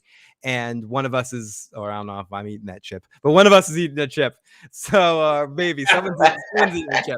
Okay, so Chrissy and Mari have the conversation. Okay, so Kenny comes in. He's like, you got to come with me as a woman in the woods, blah, blah, blah. She says to Mari, I'll talk to you later. So we go off to the girl and Ellis, and she's like, Ellis, it doesn't hurt. That's weird, huh? And she can't really see him because she asks if he's still there. Her name is Kelly. He says, okay, this is like what Tony talked about earlier. They flash back to what actually happened, and they dragged her out there. They came in and she said they wanted to have fun with me, and they wanted to they made me watch. But we already talked about that. So Chrissy is there, and she scouts out the situation, and you can just see the look on her face, like there's nothing I can do here. This girl's dead.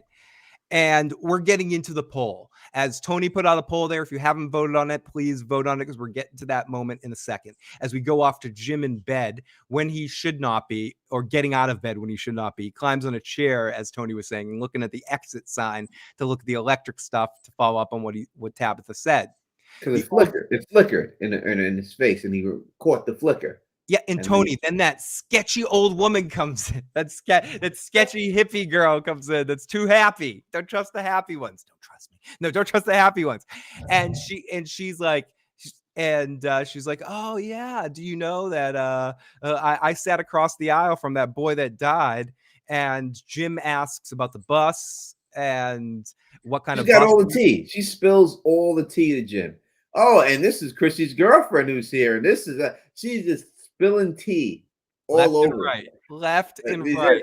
That's what she's there. And then she gets weird about the question of what kind of bus it is. Jim is like, what kind of bus it was? A charter bus? She's like, no, it's like a bus you buy tickets for. I forget what she says, but it's sketchy the way she said. Because the charter bus would be, he's asking because if this bus was chartered, then he's saying the people who set up the charter are behind this whole thing. Right. He's trying to suss out the situation. Okay, so I guess it's probably not much.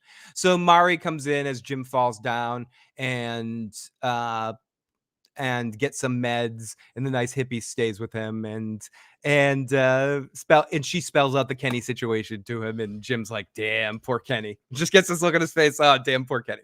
So we go off to Fatima and Elgin. She's his proxy, trying to help him in, but you could tell that she's just having a bad day, and tries to explain the situation, and she's shooken, and Elgin is scared, asking questions about the lake, about a lake or a pond, and he asks why it's called the Brundles, and he saw it in his mind. She asks if he's the dreaming one, and she says this happens sometimes. So this is common, Tony. It's not just, it's people, some people are tap into this place in a different way, is how she says it. Yeah, no doubt about it. He's not the first one to get him. Other people have gotten him and stuff. And the thing to remember here is that he's talking about the dream that he had on the bus. And whatever he had on the bus was enough to make him throw up. So something's going to happen in that Brundles, in that lake, that's going to make him want to puke and everything else. So most likely this is the flood that I told you about. It's going to happen. It's the water rising, and it's going to be dead bodies floating all in it and everything else. That's most likely what's going to happen. I agree, Dolphin. It is the Dharma Initiative. And people in the live chat, let me know, do you trust the hippie lady? Give me a yes or a no in the live chat. I'm curious. She's so happy to be there. Yeah, do you trust that hippie lady? She seems like an easy double agent. And I know all of us people that didn't trust the bartender need a new person not to trust. So we're looking for somebody new. And she's a perfect example. But because she's too good, she's too nice, but she could just be a really nice person. People in the live chat, no, yes, no, yes, weird lady will die. Old lady is suspect too. No. No trust, no There's a trust. lot of no's in the live chat right now. No trust for the hippie lady. So add a poll. No, we're keeping this poll now. I just wanted to get a basic litmus test of what was going on here. So Fatima says people have compared notes. And about the dream situation. Fatima says something important here where she says where Elgin's like, have people talked about this stuff? They're like the dreams and what they see and everything compared. And Fatima says, yeah, people have compared notes and it's not helped anything as of yet. Yeah, but they haven't put them all together. I think they're really not doing it and everything else. So the right way. Sarah's different though, because they said the people talking to Sarah said they've been waiting for someone all this time to talk to her, and no one's been able to talk to her. You know what I mean? So that's just what it is. She's got a different level than just these dreams. So we go off to Kenny and Ellis getting bad news from Chrissy. This girl is just there's nothing you can do. And everyone, we're getting tons of voicemails. We will get to all the voicemails when we're done with the recap, or not all, like a big chunk of them before we call this. We'll zip through the rest of this recap. So Chrissy's like, this girl is messed up. Even in a hospital, this would take like 15 hours to do and be risky. They ask how long will she live, but won't last. She'll eventually die, right? Or be in intense pain. And this is an important thing to mention because something weird happens later. Does she freak out? I just want to ask this question, maybe rhetorically, to think about until we get to the scene that we're talking about this. But does she freak out later because she's in the same vicinity as Boyd, and Boyd has some shit going on with him? Or does she freak out because the pain finally hits her? Something happens the minute she feels Boyd in the area, and that's not coincidental, Tony. I think something's up with. Am I crazy to think that something was up with Boyd? No, not crazy at all. Something definitely happened when Boyd arrived. Yeah, you definitely got to respond. And yes, there is there is an urban dictionary thing that says that the Brundles means throw up vomit and everything else. Like you're brundling if you're throwing up and vomiting due to a person or a movie who has actually that name that would throw up and vomit and everything else. But there's also a place in the Brundles that's from England, if you look it up, and they make boats out of that place by the Brundles. They make boats. It's a boat making company that's out of England, outside there, and then place close to the Brundles over there, and that's what they're known for, making boats. So Tony, I think it's more to do with the boats than the actual throwing up. But Tony dropping the nudge. I love the we get the blood worms in the live chat. I love it. Star put some blood worm emojis in the live chat. First things first, we need a reunion between Boyd, Sarah, Tabitha, and Victor and Jay. We definitely do that. And these worms are going to make Boyd be able to turn creatures around. Most people in the live chat are saying that Boyd caused that. So they ask, the Ellis is like, we need to move Chrissy, and the actor that played Ellis, like his eyes were all welled up and crying through this whole situation. Kenny was dealing with it very, like, he's learned from Boyd. He was dealing with this very, I'm not gonna say casually, but knowing that, Chrissy was right and there was nothing he could do. But Ellis was so emotional about this, and I thought the actor played that really awesome in this scene. This was I felt this shit. I was feeling it. He did a great job this episode. He did all of his scenes, whether it was his father or with Fatima in the end when you see him, when he does the proposal thing again, and so he did a really good job. But again, it sets him up to get killed. I mean, when you have these type of scenes. So I'm on the Donna death watch. You're on Ellis's death watch. He's got to be on the chopping block also. I mean, there's no way around that. You know what I mean? So when you do these scenes and you get this emotional stuff, he's got to be on the chopping block to Okay, lose his life. Tony, I think every week at the end we should do or on the Wednesday stream. I'm not going to be here this Wednesday, but on the Wednesday stream we should do like who's on the death watch. Yeah, definitely. It's Donna and Ellis. Is Donna, Ellis, Fatima. Who goes up a little bit higher after each week? I think emotionally, because Fatima's the one going through the stuff, Ellis being the one going would be surprising and dramatic in a crazy way, and also affect Boyd, of course. But I hope not. So Kenny's more compartmentalized dealing with this stuff, and we get into ultimately what your question is here, Tony, through this whole scene back and forth. My voice cracked there. The scene back and forth here. What is more humane in this situation? Shooting him as Kenny suggested? Actually, no, this might not happen until Boyd shows up, but either way, what is more humane in this situation? Pulling that thing out and killing him, or shooting him as Kenny suggests? You know, Kenny gangster on this because he came quick with it. He was like, "There's another option." Yeah, I got it. There's no option here, and she's like, "No, I don't want her to die." You know, last moments to be with a gun to her head. So we put the poll out there for you in the chat so you can take a look at that. You know, in the end, the poll is close right now. When I look at it, and if it was me, I mean, yeah. What's your decision? Tony, I find you in that situation. What do you want me to do? You gotta just shoot me. You want me to pull the gun out of your pocket? Yeah, you gotta. There's no way you're living no matter what. I don't want to feel any pain whatsoever. So I would just say, just shoot me and just get it over with. Let's just call it a day. I might hear the shot, but I'm not gonna feel it. So you know, you see what happens when she does that thing and everything else. So me, I would have just said, just put a bullet in me and just call it a day. Yeah, I probably agree with you in that situation. So we go off to Julie and Tabitha picking out clothes. Julie's being picky. Tabitha gives her the tough talk. This is what being an adult is like, and gives her a nice jacket and says, it's like a fucked up thrift shop. And Julie's like, are we living with Kenny and Jade and all these people in one house? Yep. Until we figure out something else. And then for the first time, Tony, we see Raggedy Ann and Andy. And only Tabitha can see it, but Julie sees she's scared. What do you think? We've talked a lot about this anticipating. What are your thoughts on Raggedy Ann and Andy in this? I just think that here's another instance where I was right again. I told you that those things were all in her head. I told you, I explained to you exact camera angle, the way they shot it, that proved that it was all in her head. And that's exactly what it is. That they're in her head, that she's just not seeing it. The ball that rolled, they were able to see that, but the actual girl in the cage was in her head. Yeah. So for whatever reason, they're in her head for whatever, but they're not there physically. Julia, and we'll get into that ball that rolled in a second here, but so Tabitha gives her the tough talk. Boyd visits Abby's grave, and this is a quick scene, but it's interesting. He says the plan did not work, but Ellis is getting married. Oh, I forgot to mention, Ellis has a scene with Fatima in the diner where he proposes to her and says, let's not wait to get married. Let's get married in town. The wedding's going to be a bloodbath, isn't it, Tony? It is. Yeah. People are going to die. Probably be when the flood happens.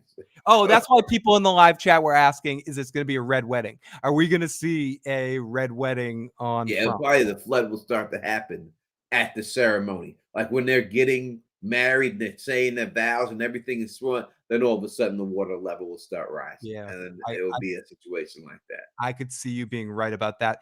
He says, maybe none of this is real. Maybe you and Ellis are waiting by a bed to wake me up. Great acting here by Harold, but that's understood.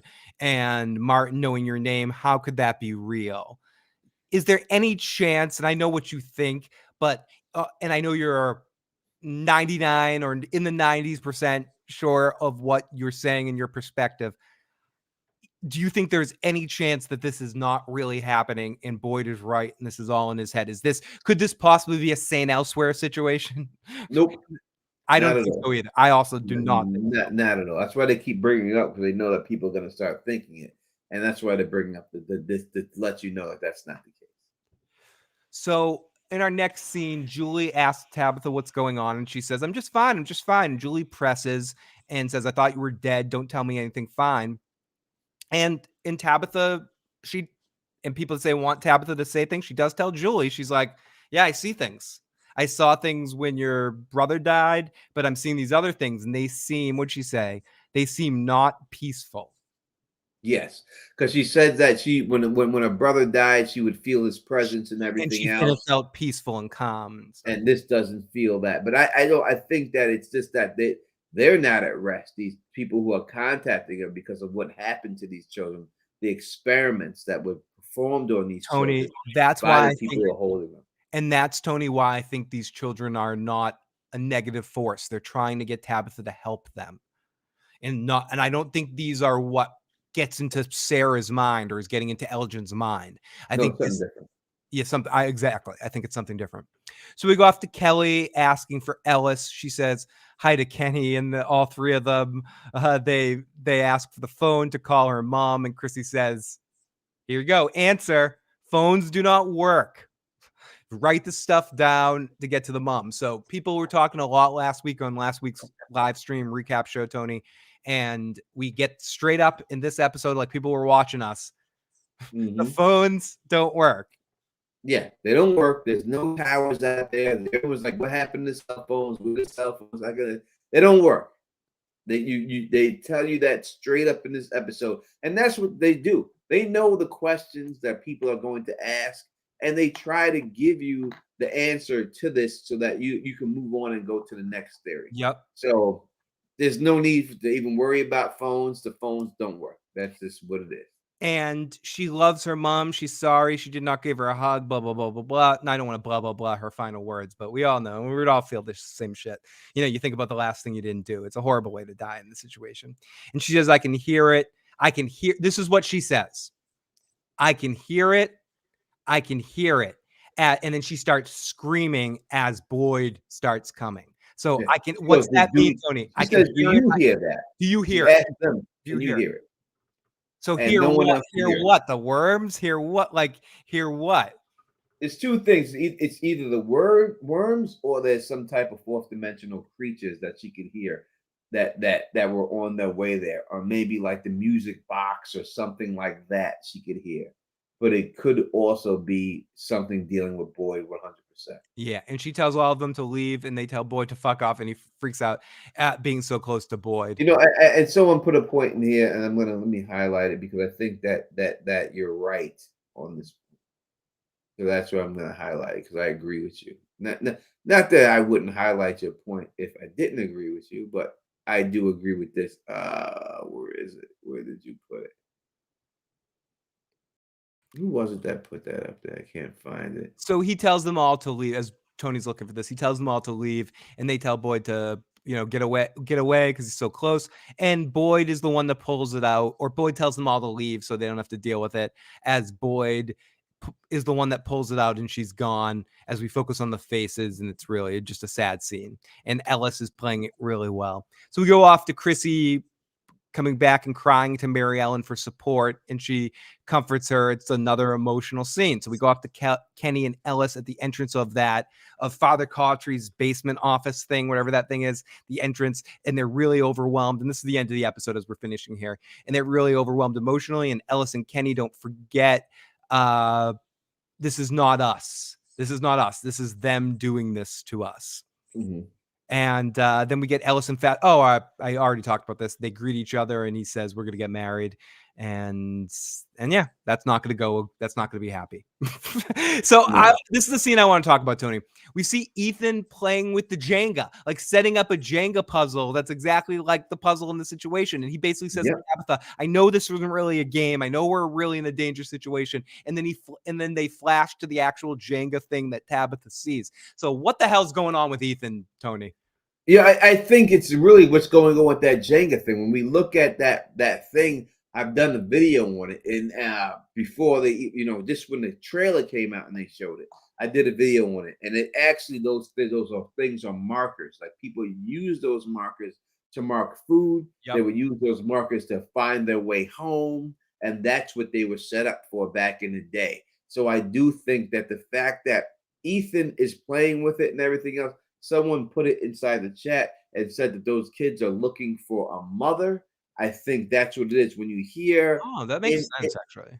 in the video in this episode, we hear Kenny's mom say, "Mom's got to stick together." Right? She Yep. says that specifically to her. So that is the role that she's playing there, is of the mother. So those kids are definitely looking for a mom. I agree with that 100%. So And that's why that line was said in there. And Tabitha is the mom figure to them. and Ethan is tapped into this place in a very interesting way. So we go off to Donna losing it as she drops a plant, and Boyd is there. Excuse me. And they're both having shit days. And he tells Donna what happened with the metal rod and the trap into the girl's head. He kept her alive. And Donna's like, you do what you got to do. And he explained that the monsters made her watch, and that her boyfriend's name was Brian and her name was Kelly. He says, Tony, it's a funny thing. In Iraq, our Jeep got blown up by an IED, 2 guys dead.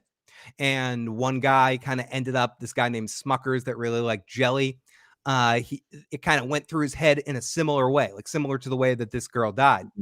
First time I saw someone die, Corporal, you know what his name was? Brian Kelly. Pretty big coincidence. And Donna's like, oh, too much, what the fuck? And he's like, what the fuck? And she's just like, what happened in the woods? What happened in the woods? And she's like, and then he doesn't really say what's going on. And what do you think is going on in this situation, Tony? I know the Brian Kelly thing is an interesting reveal. They wouldn't have brought it up. I started going through and like trying to put together people's names that arrived together and see if, but there's nothing. We would have to wait for them to say what it is. But you could start trying to do that, right? Putting that like Toby Jade or Jade Toby. Yeah. They arrive together. There's someone in someone's life that has those 2 names. And so that's what I've been thinking. It could, and it's just another thing that says that whatever these monsters are, whatever this force is, aliens, Truman Showy, like fairies, whatever you want to say, vampires, whatever you want to say, they know so much about these people, like too much about these people. They know everything that's inside their mind to a certain extent, and every little thing. And Donna basically is like, you need to let me know you don't need to let me know step by step what you went through in the forest, but you need to let me know that you're okay and you're back, because I can't take much more anymore. I'm ready to freaking pop, Tony. And she, like Fatima, is on her last damn nerve. All of them. Everyone. I said this episode was about people being broken, and you seen everybody get broken this episode. They were all broken, and they showed it out there. So that's what this whole episode was about. Whether it was Donna, you can name a person, put them out there in the chat, and you ask me, how was this person broken? You want to say Ethan? How was Ethan broken? Well, he was mad, upset that Victor wouldn't be cool with him anymore for allowing Jade to go inside of his room and trash his room, and that he was there. There wasn't a person that you can name in here that wasn't broken in some type of way. Yeah. And that's what this whole episode really focused around, was the breaking of the people.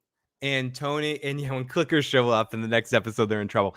And the episode ends, for all you people that have been wanting the answer to this question. Sarah says hi to Kenny when he's in the basement. He sure does. And listen, Sarah looking hot in there with hair down like Sarah that. is back. I ain't gonna lie about Sarah's back. We got to get Sarah on the show. Sarah is back. She looked hot with that hair hanging down. And Tony, we have a whole heap load of voicemails. Are you ready for them? Let me go to the bathroom. Yeah, Tony's gonna I'll get to some of the live chat while Tony's gone. Welcome everybody, and here we go. Elgin knows a lot for just arriving. He does. Somehow he has some part of it is connected to it. I think some waves are going on, and he's somehow connected to the waves of what's going on, the electromagnetism that's going on. Sorry, lost people. Sarah's gonna try to get it. No, she's not. She's gonna come back and offer some information, and I can't wait to see what Sarah has been up to. Make a poll. Should Sarah be thrown in the box? Yes or no? We'll ask Tony to make that when he gets back. I cannot make polls, but we can end this our poll for the night, which is how they should have handled the death. I think Gunn is winning by a little score. I wonder what crazy mess happened to Sarah if she went through the portal too. She probably went through a portal too, but went to a different situation. Let's get to a couple of text messages too. What are the odds that the same boy that Boyd held in his arms would be named Brian Kelly, and the girl? Yeah, it's just a crazy coincidence. 606 to show. I think it's a way of messing with Boyd. It's a way of psychological warfare, which is just as important as the physical warfare that these monsters or aliens or creatures like to do. I've talked about this a lot, and Tony has as well. These, I feel personally that they get a high or on messing with people as much as they do just killing. And we see that a more of an example of that in this episode. That's more evidence to that they kept that girl alive specifically to torture her. So it wasn't just about the kill. And to Tony's point, Tony's big thing about them not eating them, if they're eating people, whether they just full for the night with the other dude, I guess they were, and they're going to leave her. No, that shows that it's more about torture and humiliation than it is about murder. Yeah, it's I mean, same thing. it is about not. It is about murder. Then it is about consuming. Yeah, it's same thing when you deal with Tom getting killed. They could have left his body under the rubble, but they put that body out there on display because they wanted everyone to see it. And they wanted people to find her. They knew people would find her. And they made you find her by playing that alarm so that they walked over to it as soon as they got there, right? Tony, And wake her up at the proper time so that they can all be scared at the same time. 'Cause what happened when she opened her eyes? They all jump back. They're trying to get a reaction out of people and trying to break people mentally down. And that's what this whole thing. Father Contrary says to Boyd, you know what I mean, and everything else. This is where these people act and stuff like that. That's what this is all about, and everything is trying to break people down. now, Tony, if it's convenient, people want you to end the poll and start a poll if Sarah should be thrown in the box. Oh, what's the what is the It is with 341 votes. 56% says by gun, and 44% say pulled out by the rod. It's divided then. It's divided. It's not a conclusive vote. The gun wins slightly. So let's get to our first, or not our first, but let's get into our voicemails of the evening. Some of these are from earlier as well. Let's start with our earliest message that we got at 7 a.m. from our good friend at area code 914. Left us a couple of quick messages. Hey Phil, good morning or good night when you guys listen to this. Hey Tony, I really have to say what the fuck right now. Like, I'm in the middle of watching it right now at 7:19 in the morning, and I'm like, what the fuck is happening? Not only is this girl alive, but she has an arrow through her head, and she's not, her rib cage is not opened. And where the heck is the boyfriend? I really thought that they would survive, which clearly she did, as I'm seeing. But I thought that she would be the new bartender and the boyfriend would be the new farmer. But what the fuck? This show is surprising me right now because it was getting slow, and I was like, I needed to pick up right now, and it picked up, and just in time. But yeah, enjoy watching. And then we got a second part of that message. Hey, this is 914 again, Naija. Apologize for the stuttering. I didn't notice any stuttering. And also, Phil, I hope you didn't listen to the voicemail before you watched the show. If you did, my apologies. Never hesitate to leave messages. I will not listen to voicemails before you. You can call that number 24 hours a day, 7 days a week. You can even use it as like a drunk dial line. If you're out and having a good time and you just want to leave a drunk dial, it will either be played on Tony's show or my show. But you can use that line anytime you want, 24 hours a day, 7 days a week. What a spoiler. I want to explain myself when I said that the show felt it was getting slow. Like I wanted it to pick up. I meant that it was starting to feel like The Walking Dead. Don't. character development all throughout the show, but no action. And I was like, please don't be like this. And One then episode. when I was thinking that, right in that moment, that's when we see the girl with the arrow through her head. So just wanted to say that, and I hope everyone enjoyed the episode, and good night. Bye. She's talking about it like he's a wild and crazy guy. Yeah, wild and crazy guy, dude. That's the arrow through the head. I like his dance on says, "Hey everybody, hey, what's going on?" There's a lot of crazy guys. Look at the arrow. It says Steve Martin in it right now. We're It's gonna rebar. fuck you That's up. a piece of rebar. But the whole thing I want to say is this about that whole situation. If they're out there setting traps for little prey, little boxes for whatever it is, a rabbit, and trying to catch it, motherfucker, set a big trap for one of these monsters. When are you gonna set a snare for a monster to grab a monster up and catch them and start trying to kill them? That's what they need to be doing. You want to set traps, set a pit for them and everything else. Let's grab these monsters up and let's see how they react. That's what they need to be. If you're willing to trap a goddamn rabbit, trap a monster. What are you waiting for? Yeah, try, and that's what I think.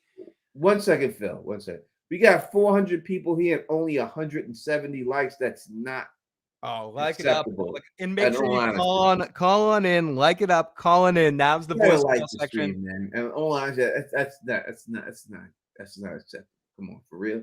If y'all are here, it doesn't cost you a thing. Can you please just like the video? It gets it more out to more people and stuff like that. This is the #1 show for the fans, by the fans, for the episode of From. So make sure you hit that like button, please. Come on. That's ridiculous. 400 people here and 100 likes. Obviously, come on, for real. Hit the like button. Let's this is the voice of 916. Let's do a bit of this message. Hello, this is the voice at 916. Wow, what an episode, huh? Episode 3, Tethered. Very interesting concepts came out of this, and I think there were some nuggets of information. Tell me to pause on this one because it is a longer message, Tony. Okay. So if you have any responses, let me know. If we paid close attention. First, I'd like to say that the overall theme is about they need to work together in order to deal with this and in order to find a way to get out of it. I believe Boyd said that when the newcomers were at the bus, when he was trying to take the rifle from, when he did take the rifle from Randall, he said, we all are in this together and we'll get through this together. This is a running theme, I think, that has been necessary to point out over and over. Until they work together, they're never going to get out of there. And this goes back to your theory, Tony, when you were talking about how the events of this episode and previous episodes had broken many of our folks. And you gave examples of each person's and how particular situations affected them. I agree with you in that, but I like to further extrapolate on that in saying they were broken so they would come together and work together. You see this through Mrs. Lou and Tabitha. Mrs. Lou offering her home to Tabitha and her family, saying mothers need to work together. You see this with Ellis wanting to marry Fatima, bringing them together and keeping them solid so they could get through this together. You see this with Boyd and Donna in their different aspects of leadership in keeping the community together. What we have seen in the past is we'll see people get together and say, oh, we'll talk about this later. It's like, what? There's no time like the present. Talk about it now. They don't know if they're going to be alive tomorrow. So overall, the theme is we need to work together to get out of this situation. Also, I noticed that 50 doesn't really respond very well to male energy or adult male energy specifically. He relates well with Ethan. He relates well with Tabitha and Julie and even Donna. But male energy, he shuts down. There's a reason for that. And I'm curious to figure out what that is. Also, tethered, being both metaphoric and physical. Obviously, the physical was with Kim. Now she got cut off. We'll play the second half of that message after we get to a few other voicemails. We'll get back to the second half of her message. No doubt about it. We'll definitely do that and everything else. Why? At least that was a good picture of me being frozen.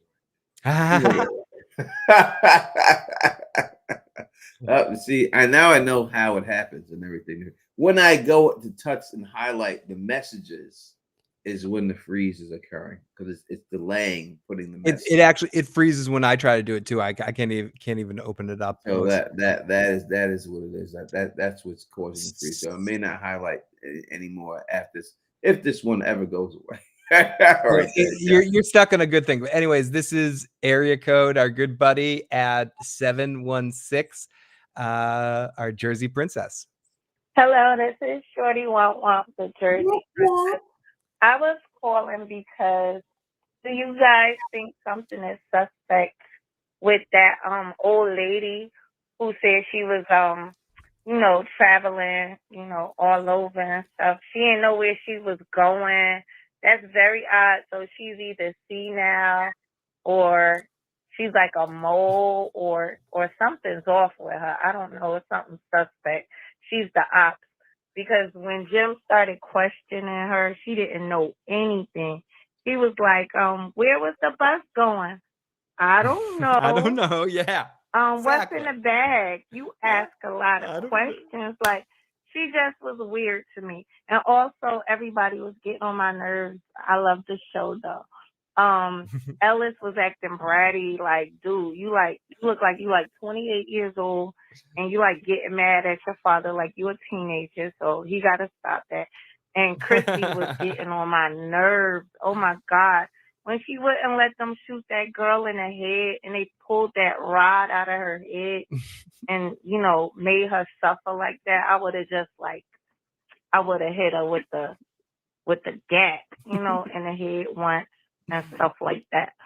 All right, y'all. Y'all have a good night, and thanks for listening. Great. And thanks for the show. All right, bye. Great call as always. Let me give a shout out to my man Perk Minded.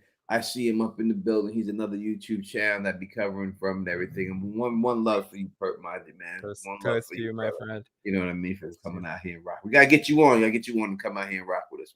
So yeah, more voicemails, Tony. We'll get to as many until you're ready to call it. Area code 305. Hey, what's up? It's Mika Lee. Hi, Tony. Hi, Phil.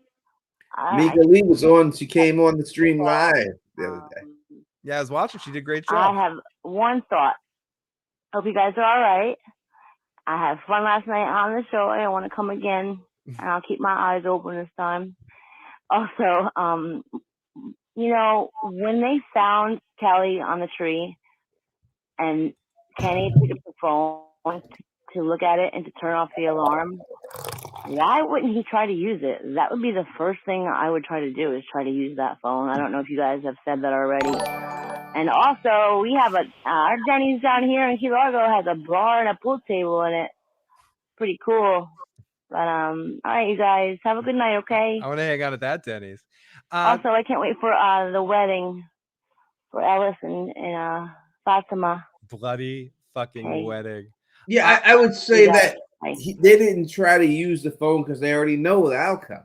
Yeah, I don't think it's a new thing. Chrissy says it specifically that phones don't really work here. When I think what she means don't really work here is they play music, they work, but there's no signal.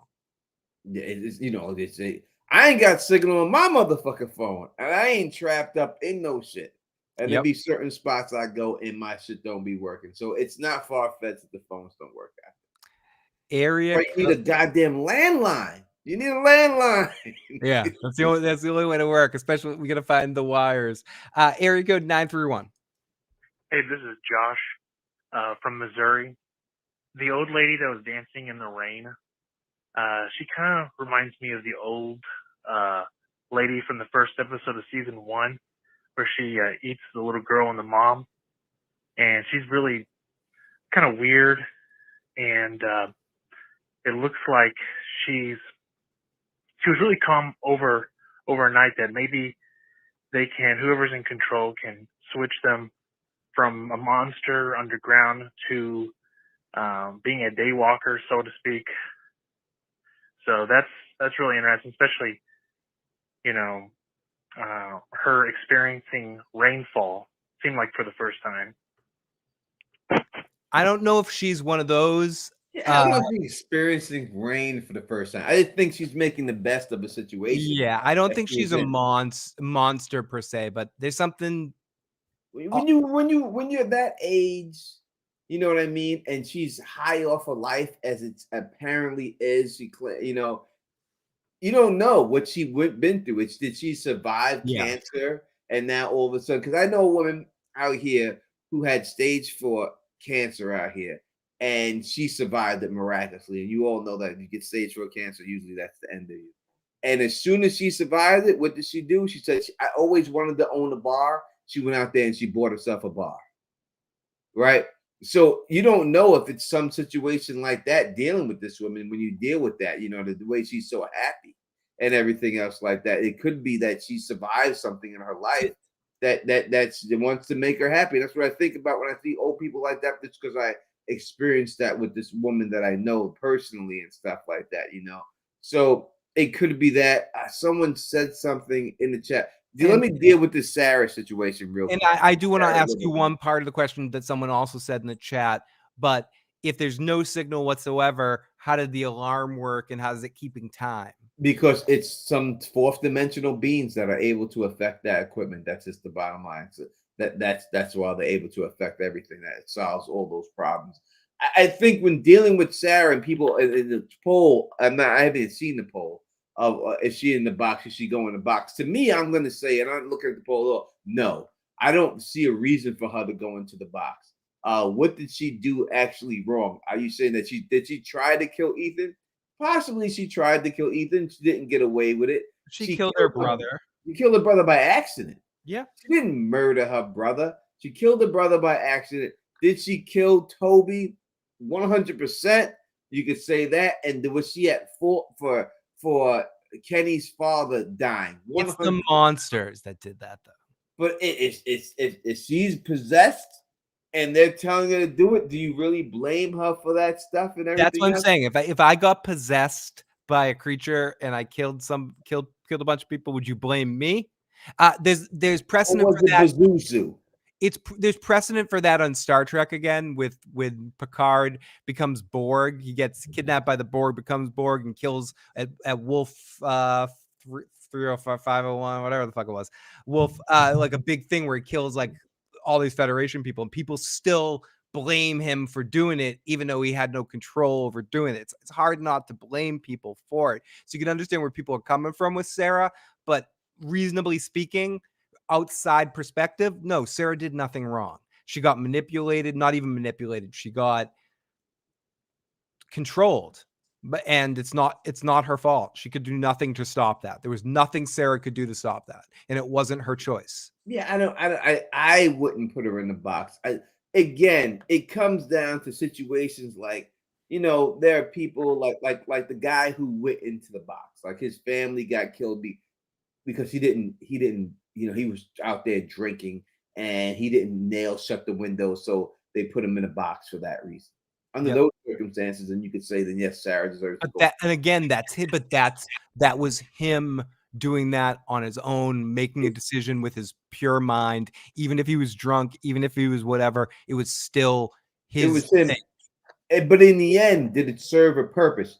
I say serve a purpose. If you're gonna do that, put a bomb on her and let her walk in that tunnel and let her go out there and see if the bomb blows up these people or seals the entrance. If you're gonna kill her or something like that's gonna happen, make it serve a purpose. Just don't do it just to do it, to feed the monsters or anything. It has to serve a purpose when it's all said and done. And her dying doesn't serve a purpose. As Father Khatri said, she's connected to this place in a way no one else. She can speak to these people. If Jade wants answers to what that symbol means, she has the answer because she can ask the people and they can communicate with her and tell Jade exactly what this symbol means. So you got to keep people around like that. There's something about her that you just can't get rid of her. She's at this particular time, she's the only one who could do it. Like you can get rid of the nurse right now because you have another nurse, right? She's irreplaceable, just like Boyd right now is irreplaceable. You can't get rid of her right now. You have to just leave her alone. I agree, and I think Sarah's going to be there for a while. You can also use what she can connect into them to your own advantage, like a CB radio or something. Area code 202. Hi, Tony. Hey, Phil. Again, love the show. I just wanted to call in defense of Tabitha, maybe not in defense of her, but I will give her a little bit of leeway because when she came in to see Jim, to see her husband, and they had their moment and they were left alone with the kids, she was trying to tell him about the wires not being, she was trying to tell him about, nothing being connected to the wires. And he kind of shushed her and said, we have so much to talk about. So I kind of read into that she was going to try to tell him what she saw in the cave, but he kind of stopped her and was like, we have so much to talk about. So just wanted to add that. Thanks. Bye. Great call. And Tony's got John Henderson out there. Does the monsters have an ability that stops people from fighting them?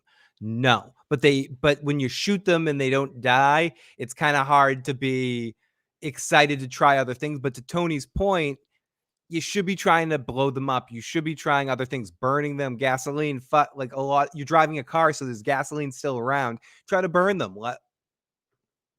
Yeah, I would definitely try to take these monsters out. I think that, when you see the guy shake hands with the monsters, that it does seem like they have some type of way to get inside of your head somewhere. That's why you have to keep the blinds down. That's why you can't be around them at all, because somehow they can get inside of your head and convince you to do certain things, So I would say it is a little bit of that, but I don't think not to fight them. You could throw that blow if you want to. Yeah, absolutely. Area code 910 with a couple quick questions. It's Fred Grace calling out of Fayetteville, North Carolina. I just got a quick question for y'all guys. Do y'all think that when the girl that was tethered to the tree, that when she started screaming and started getting in pain, was that cause Boyd started walking up or was getting near? Just tell me what y'all think about that. I just found that a little interesting. It was weird, Tony. They set it up in an interesting way. We talked about this a little bit before, but they set it up in an interesting way in the shot where they had Chrissy a few seconds earlier say, eventually she may be overcome by the pain, or I forget exactly what she said, but it was something like that.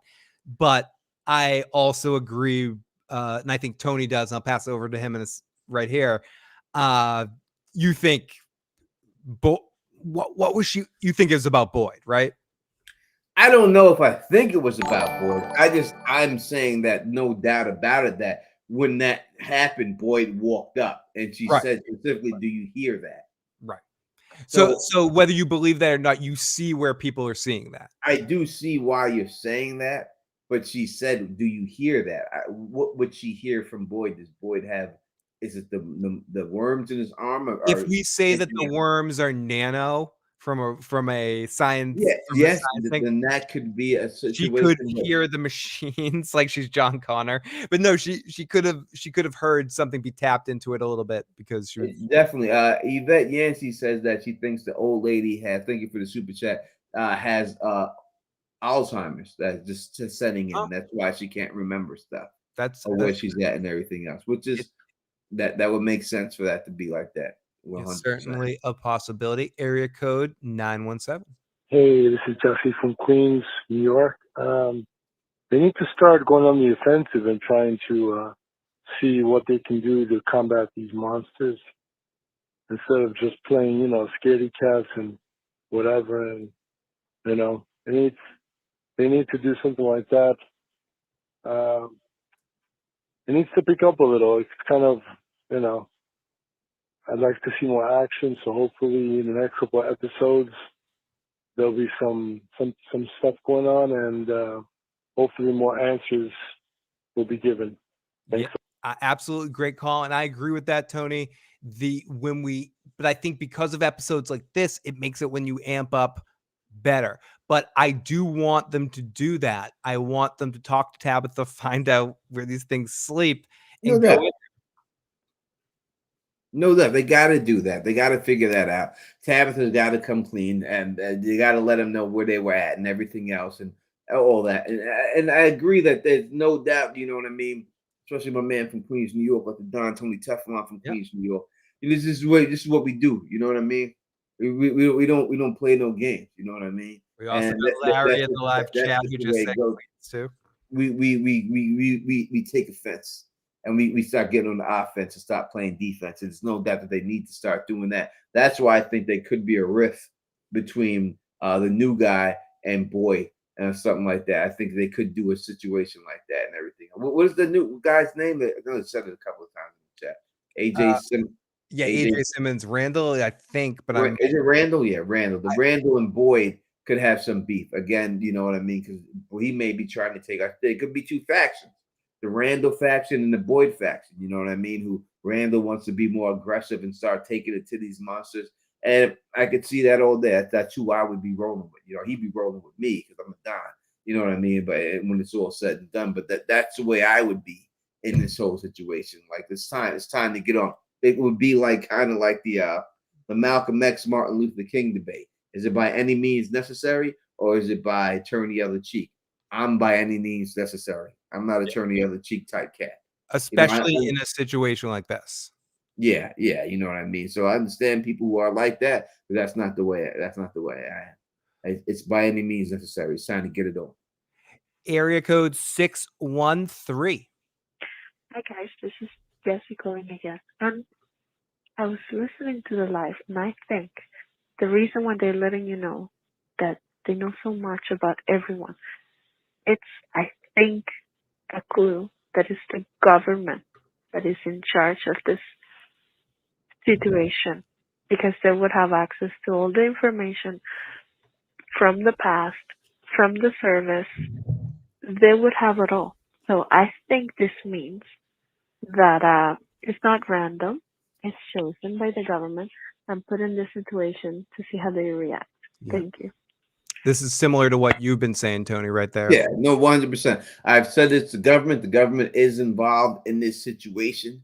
There's no doubt about it. I think the government has used Victor's technology to develop a wormhole technology, and I think they're in the fourth dimension, and this is all in the future, and they're going back in the time. But there's a reason. That's the reason why Jade is in there. But I also believe that it's got to do with aliens. They've captured aliens, and these creatures are aliens, and that's what they're dealing with right now. And they're running tests on people for these situations. People, Big Daddy said they stumbled into Area 52. Possibly, we will definitely see this series goes all the way through. That's why everyone make sure you keep watching.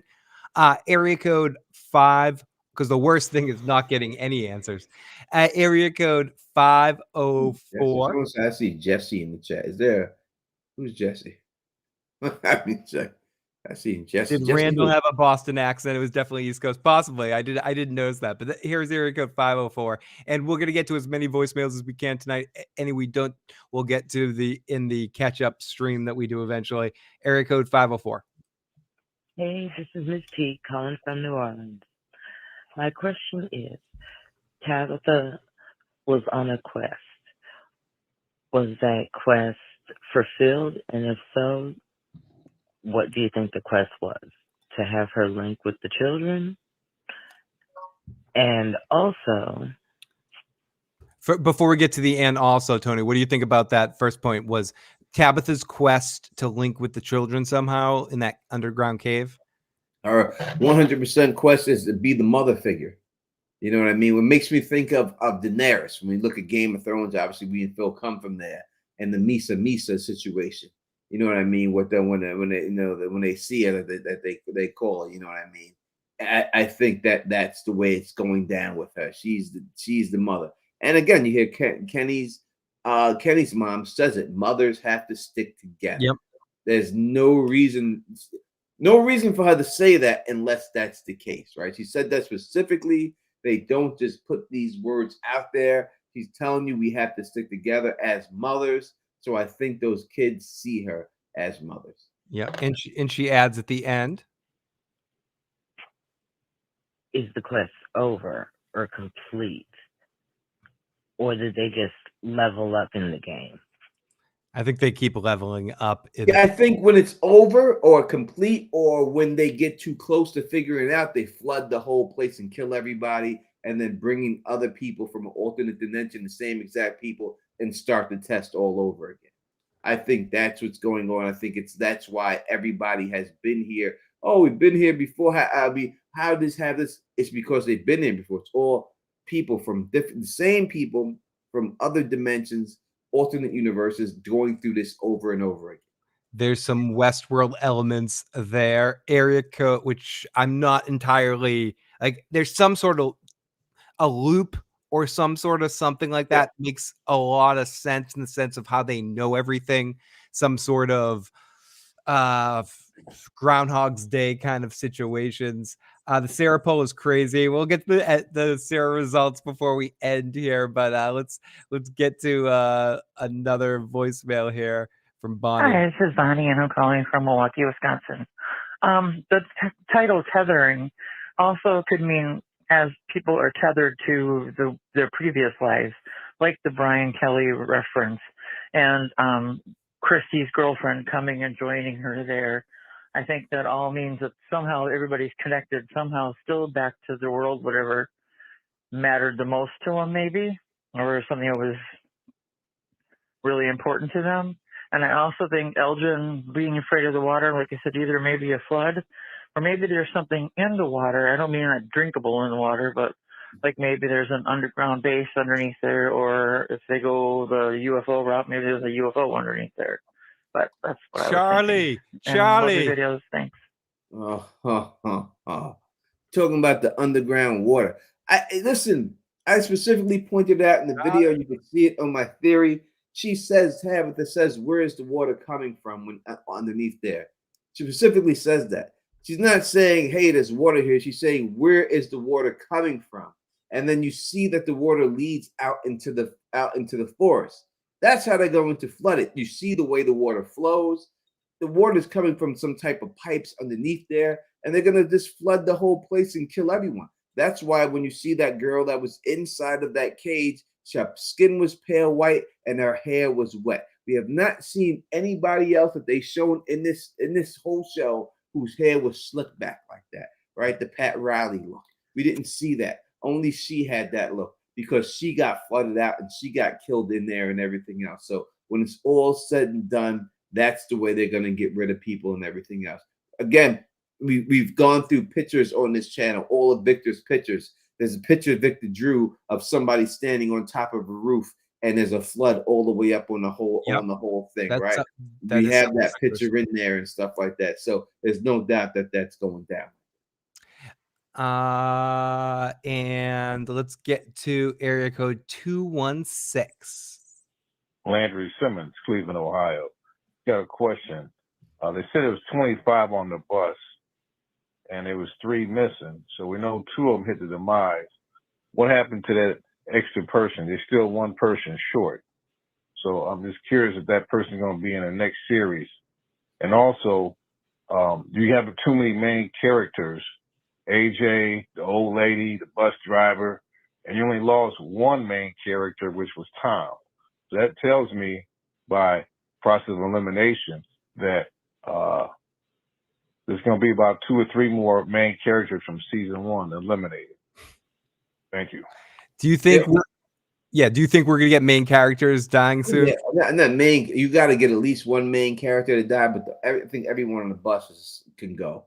Everyone that they show on the bus can go. Everyone that they talked about, they all will get drowned. They're all going to get drowned out in this flood that's going to happen. All of them are going to get. And let me give a shout out to Jasmine, who sent me a super chat on the Cash App. I appreciate anyone. Frederick Harris, who sent me a Cash App here, and so this for kicking ass and all that good stuff and everything else for the Cash App. It means a lot to send it on the Cash App again. YouTube takes 45% of all super chats. 45 fucking percent. It's a lot of fucking money that they take from you. It's not worth it. If you want to send me any money in there, use the Cash App $ Tony Teflon 545 so that I get the whole thing and everything else. But when it comes down to it and all that, you know, the flood is definitely going to jump off. It's going to wipe out a lot of the people there. I think that there's going to be a little bit of, you know, some of them will survive. Like maybe the black woman survives in the end. I don't think the hothead dude AJ. I don't think he's gonna make it. Elgin will make it. The two black people will make it. The two black people will make it. and the old lady's not gonna make it. I don't think Chrissy's girlfriend makes it either. Chrissy girlfriend or Chrissy dies. One of them has got to go. It'd be fucked up if Chrissy dies and then Kenny hooks up with the girlfriend. that would be fucked up if that happened. Shorty says you can't kill off the main characters or you'll lose viewers like The Walking Dead. You can you got to. You have to kill off at least one that makes it work. Someone has to go this season. You have to. You have to get rid of one of them. That's the only way it works. You can go through and it has to be the right. You go through Game of Thrones and everyone is in that Game of Thrones era right now, right? Everyone's good at, and that, you know, when Ned Stark died season 1, the main character gets his head chopped off, and you're thinking he's the main guy of the whole situation. He gets his head chopped off right off the back. You know what I mean? So I think they're in that era. Then you see Robb Stark, who's the next guy, and he's the hero, and he gets killed, and his wife gets killed, and everything else. That's what kept people coming back was those deaths. It's a different now when you look at that, and then you go to a show like Vikings, who killed off the main character and never recovered from killing off those characters. Part of that was bad casting. It's two different things. You can't get rid of Ragnar the way they did with nothing. There's certain Tony, there's certain shows you can't do that with. You couldn't get rid of, and there's a lot of quick spoilers, everybody. You can't get rid of Don Draper or Tony Soprano right into the first season. Certain shows you can't do that with. Game of Thrones plays on that thing, and that's part of what's interesting about the way George wrote that first season, the first book. It plays on that concept, but there's certain shows where you just can't lose those main characters. You can't lose Harold. You can't go. You can't lose him, but he's the only one. Everyone else is expendable. Everyone else, it's him. It's his show. You can't lose him. Everyone else has a chance to go. John, I'm not respecting Ivar the Boneless. We mean Ivar with the contacts or without the contacts? The glowing eyes of my. Okay, we won't talk too much about that because I know we're running out of time, but we'll take a couple more voicemails before Tony calls this. Area code 281. Hey, this is Robert from Houston, man. I just got. This is my first time seeing your podcast, and I just like to add. I was a big fan of Lost. Seen all of them. Me too. And this show is just so similar. I'm pretty sure it's been said before, but every single thing I know is like probably the same people that made it or whatnot. Some. But or similar people, or some of them rather. But I mean everything, like people wandering into the jungle, like what was his name, Boyd, and kind of separated and not asking the right questions. You with a crazy girl that's pretty much, knows certain things, but you're not digging, and you got, not pursuing to find out really what's going on, what she knows. The same thing like Lost, or something happens in the jungle, this person gets smashed, and it's like very similar. And the main thing that kind of pissed me off about this show, the same thing that pissed me off about Lost, is the people are not asking the right questions. You got people that know certain things, and like the guy that grew up there his whole life, the old man or whatever with the lunch kid, and nobody's pressing this man for answers to find out what is going on, how long he's been there, why, what does he know, so they can try to figure something out. It's just, it's frustrated, man. But that's what I had to add on it. He said he's Talk a to you lunch later. kid. That's what he calls it. Listen, I think when you deal with Victor and you're dealing with Victor, it seems that he has some type of, disabilities due to the fact that he's there or he was born with that. We're not sure if that it is. But what would he do? Jade tried to press him and he just locked up and said, no. What are you going to do? Are you going to threaten to put him in the box to tell him something? So what do you expect them to do with Victor at that particular time to make him just fess everything up that he knows at that time? So again, we have to look Yeah. at it what we came into when the show started. We came into that they were in a routine. Boyd rings the bell, everybody goes home, and that's all we do. And they were happy to do that. They weren't looking for a way out. They weren't looking for anything like that. Everyone had fallen into the routine and they were safe. And that was it. And Liz talked about that when she came on the channel, how people were institutionalized. Yeah, and Jim just and going Jade kind of through it. changed that, Tony. Like Jim and Jade were the ones that brought that energy. Like, why aren't we fighting to get out of here? And so that's what I think. So when you say you want to press, and I appreciate anyone, especially bro, you came in. Thank you. Hope you subscribe to the channel. We're here every week doing this. 3 streams a week on this show. And so I think that they have to break that mentality. Yeah. And everything else, and Jim, Jade, and then once they start breaking that mentality and saying, and Boyd saying, listen, something's going different. Let me get up in that woods and see what's going out there. The talismans, when it worked outside in the RV, was the first time they ever tested it to see if it would work. He didn't know that it worked then. And once it worked then he was like, listen, let me get a tent and go out there. Now listen, could you put a box like Solid Snake and hang it from a box and then creep around carrying the box? And then when the monsters get close, just plop down and laugh at them. And they go away, just go around, keep doing that. Maybe. Maybe that works. I And love this idea. I love they put a holes in there, you stick your tongue at them through the hole. Can't catch me. Yeah. I like this plan. I'm excited to be a part of it. I like it. Area code 352. Your message got cut off. Sorry about that. Cannot play this. Area code 613. And just so you know, 352. I'm not making stuff up. This is what it sounds like. Oh, yeah. Thank you. Yeah, I just wanted to show you I tried. Area code 613. Hi, Tony. Hi, Phil. This is Jessica from Canada. And I want to say this. I was surprised by how calm Kelly was when she woke up. And the things she said struck me as odd. I will say this. The fact that Kelly had that rod in her head, the way that it had it means that the monsters put it there with surgical precision. Yep. Just to keep her alive. That's right. But they knew that when they took it out, she would be dead. So I think that if I woke up after I saw my boyfriend being attacked by the monsters, I mean, the first thing I would do is scream. And the second thing I would say is, what were those things? What were those things? They were not human.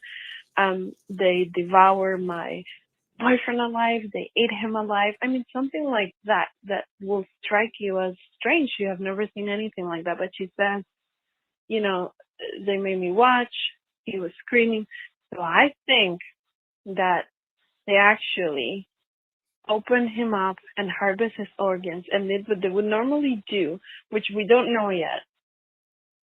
But that's why I didn't stroke her as strange. It just struck her as cruel. And I think that's why when Boyd was getting close, she heard something in her head and it got really bad because they didn't want Boyd or anybody else to know what she actually witnessed, which was that her boyfriend was not eaten, that his organs were collected, or whatever it is that they do, but it's definitely not being eaten. And that's why they killed her before they could ask her that question. Thank you. Yeah, so she brings up 2 points and then she kind of switches right? Because first she says the word devoured. Like her boyfriend was devoured. And Devoured. then she said that she feels that she wasn't eating. So I agree with you that she wasn't eating. And maybe that's the reason why they don't want to talk about it. If he was eating and everything else, I think they would bring that up. But I think that's what I said. And I put that out there in other things. I've said it before and I'll say it again. We have no proof at all that these monsters are eating anybody. I would have asked the monster Jasmine on here if that was the case when she just came on here. And if you missed her, she was on here. The creature No, Jasmine. Go back. said she spit it out. She specifically said, when I asked her about the tongue, that she spit that tongue out. She did not swallow the tongue, right? If they were eating them, you would think she would have bit it down and ate it, put it in a back pocket, maybe like a beef jerky, snap into a Slim Jim. Maybe she would have did the Macho Man's voice. Yeah. Maybe she would have gave it to him. You know what I mean? But she specifically said she spat that motherfucker out. So, there's nothing that we have been shown in the show that makes you think that they've eaten. I think that we're just accustomed to zombie shows and everything, so we automatically assume that that's what's going on. But as for what we've seen with the precision of the head and everything else, the rebar going inside of this chair, you're exactly right. That they had to hold her body there, hold her head up against there to place that in. Now it was two of them, right? It was two of them, so they would have been able to do that. But it definitely was put there, and we seen that the people called up, right? The phone that was there didn't call up, but allowed the alarm to go off. Yeah. So which means that the monsters that we see are under the control of somebody else who is able That's what to I was catch gonna say. The caller kind of lays credence to your fourth dimensional being of some sort belief. And we got a couple more quick calls before we wrap this up. This is area code 210. Hey, this is Christopher calling from San Antonio. When the father was trapped in the basement, and when they were trying to pull the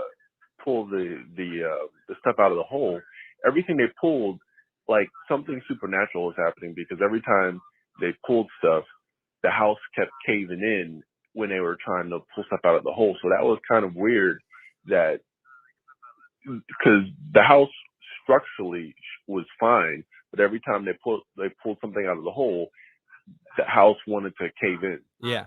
So I don't know. I think that was Like that's someone kinda was weird and crazy. watching. Just wanted to mention that. And a great show. And then Tony, to your point, like someone was watching. They're watching the whole thing. Yeah, like playing, and I said last week too, with like Sim City, like you're playing Sim City. Oh, let's have a monster come in here. Let's push this thing, and that's where I go with the Truman Show. But I think whether it's Truman Show or government alien sort of situation, either way, I think we're thinking the same thing. That there's somebody there watching over all of this, deciding, oh, this. Let's let a storm come in here. Let's do this. Let's do that. Let's get Tabitha some or maybe not what Tabitha's seeing. That could be something from somewhere else. But Well, yeah, I think that's somewhere else, and I think that the Jade situation, I don't think was meant to happen.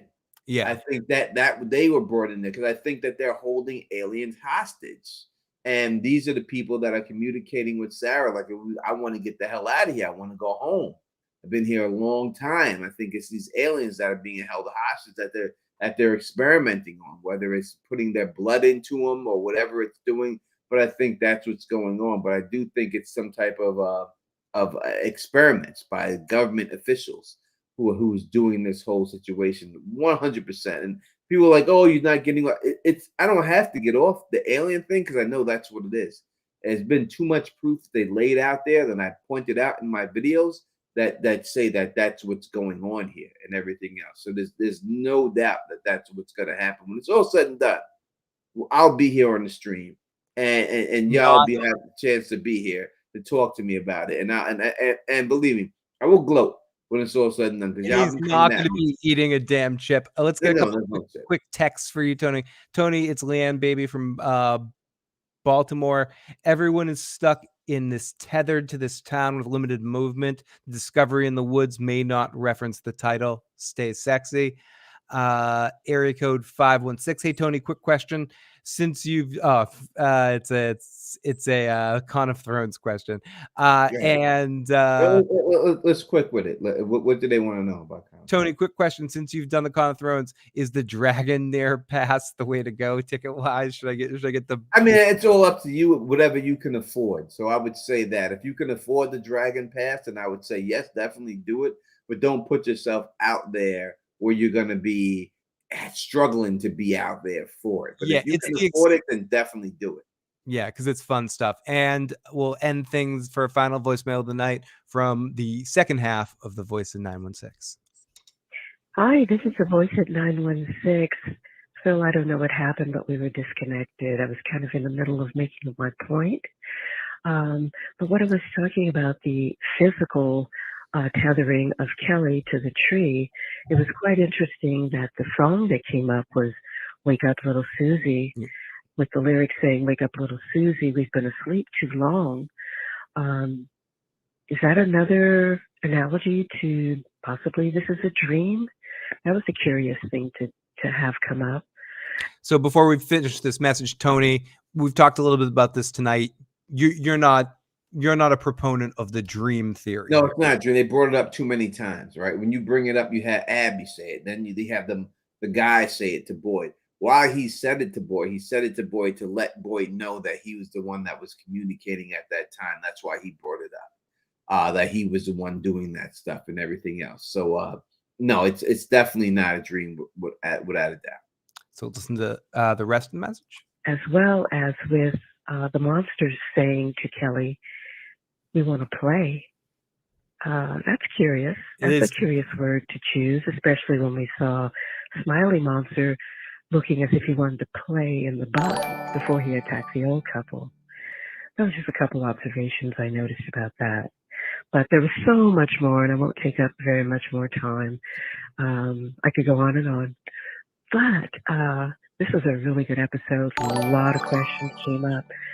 A few sneaky answers, and I really am curious to hear your thoughts about all this. Anyway, signing off. The Voice at 916 SEXY.FM. See ya. Bye-bye. Whew. Okay. We got to distract ourselves with John Henderson's super chat. Thank you so much, John. Why don't the monsters wound people and let them go to a house and beg for people to let them inside to open the door? I'm sure they're starting to alter their strategy. You could say there's something with what happened to Kelly in this episode that is different than they've seen before. So you could see they've never seen anything like that since all the time they've been there. It's the first time they've seen anything like that. Right. So I think that they've been living the cushy cush life, and now they're just switching things up. Yeah. And for what reason? To break them.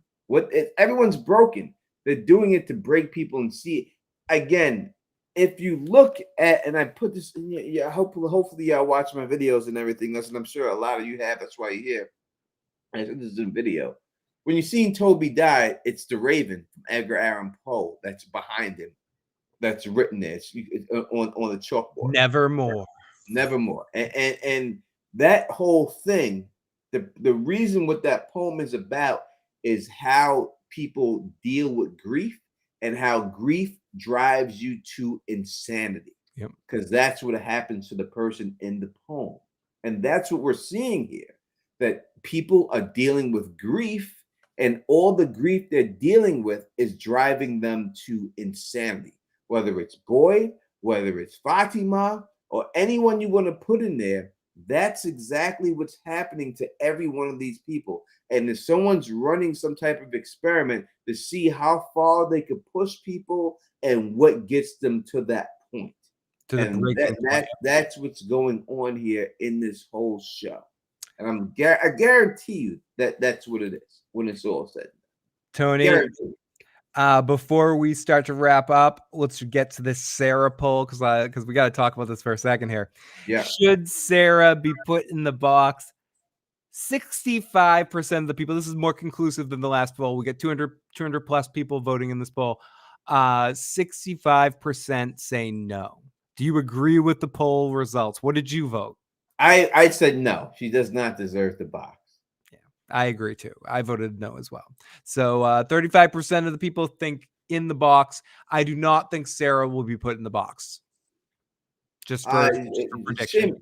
Chim is saying it's weird. YouTube had me as a non-subscriber. Well, subscribe again. Yeah, subscribe to both of us. Do it. Subscribe to the Don Tony Teflon Fill the Issues Guide. Make sure you subscribe to both channels. Please, put the Fill the Issues Guys channel inside of the chat so people that know exactly what to subscribe to Phil and everything else. And Phil does a lot of great things. So you want to hear from again. Make sure you are subscribed so that you get the notification and hit that bell when I go live. And also, Tony, we have, if you want to listen to this podcast and some other stuff, we'll do some bonus content too. Make sure you check out, if you're into listening to audio casts, you can subscribe to the podcast and all your podcast places as well. All the places that you only 146 likes. We have 400 people here. That's not acceptable. We'll have to do something about that. I'm trying not to go to a subscriber-only chat, but it may have to go to that subscriber-only chat. We may. Thank you, Carl.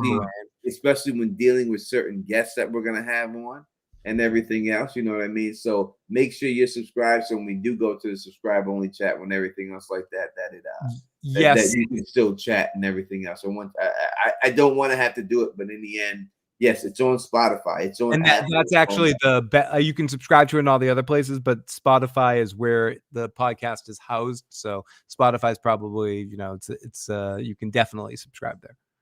Yeah, definitely do that. It's called Escaping From is the podcast. That's what everyone's trying to do and all that good stuff and everything.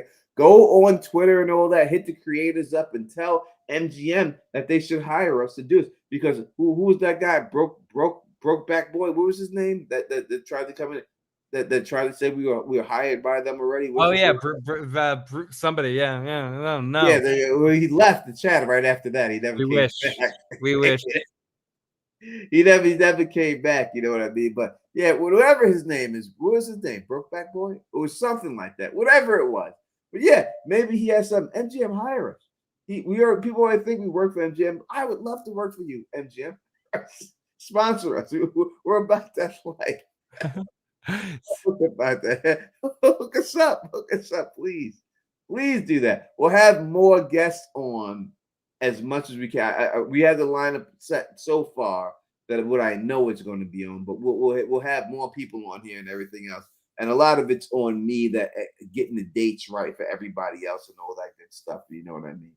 But it's just we'll have guests on here rocking with us. Oh, Poor Man, yeah, Poor Man. They broke back. Poor man, bro. You were thinking of Fandom D Saint's old moniker. Brokeback Boy. That's hilarious. All right, we're gonna get up out of here. Hashtag protect Sarah. I told you how Sarah's gonna be protected. I already told you. I gave that out there already. Oh, thank you, Wolf. We'll hold you to that. We appreciate it. No doubt about it. If you like the way, again, if you want to leave a voicemail, you can do it 24/7. The number's there, 781-990-8509. You could leave it. You could leave a voicemail. You can leave a text. It doesn't have to be during the stream. If something happens, we'll play it. Wednesday, we will be back with a theory string that will break down all the theories that you have and everything else. We'll go through all that situation and everything else. And then Saturday, we'll be back with the pregame show with another stream again and everything else, right? So thank you for everyone who did hit the like button. Thank you for everyone who is subscribed. Got love for all of you. And if you like the way I do this, please thumbs up the video, spread it across the realm, and of course, subscribe. And until next time, you know who it is. Peace and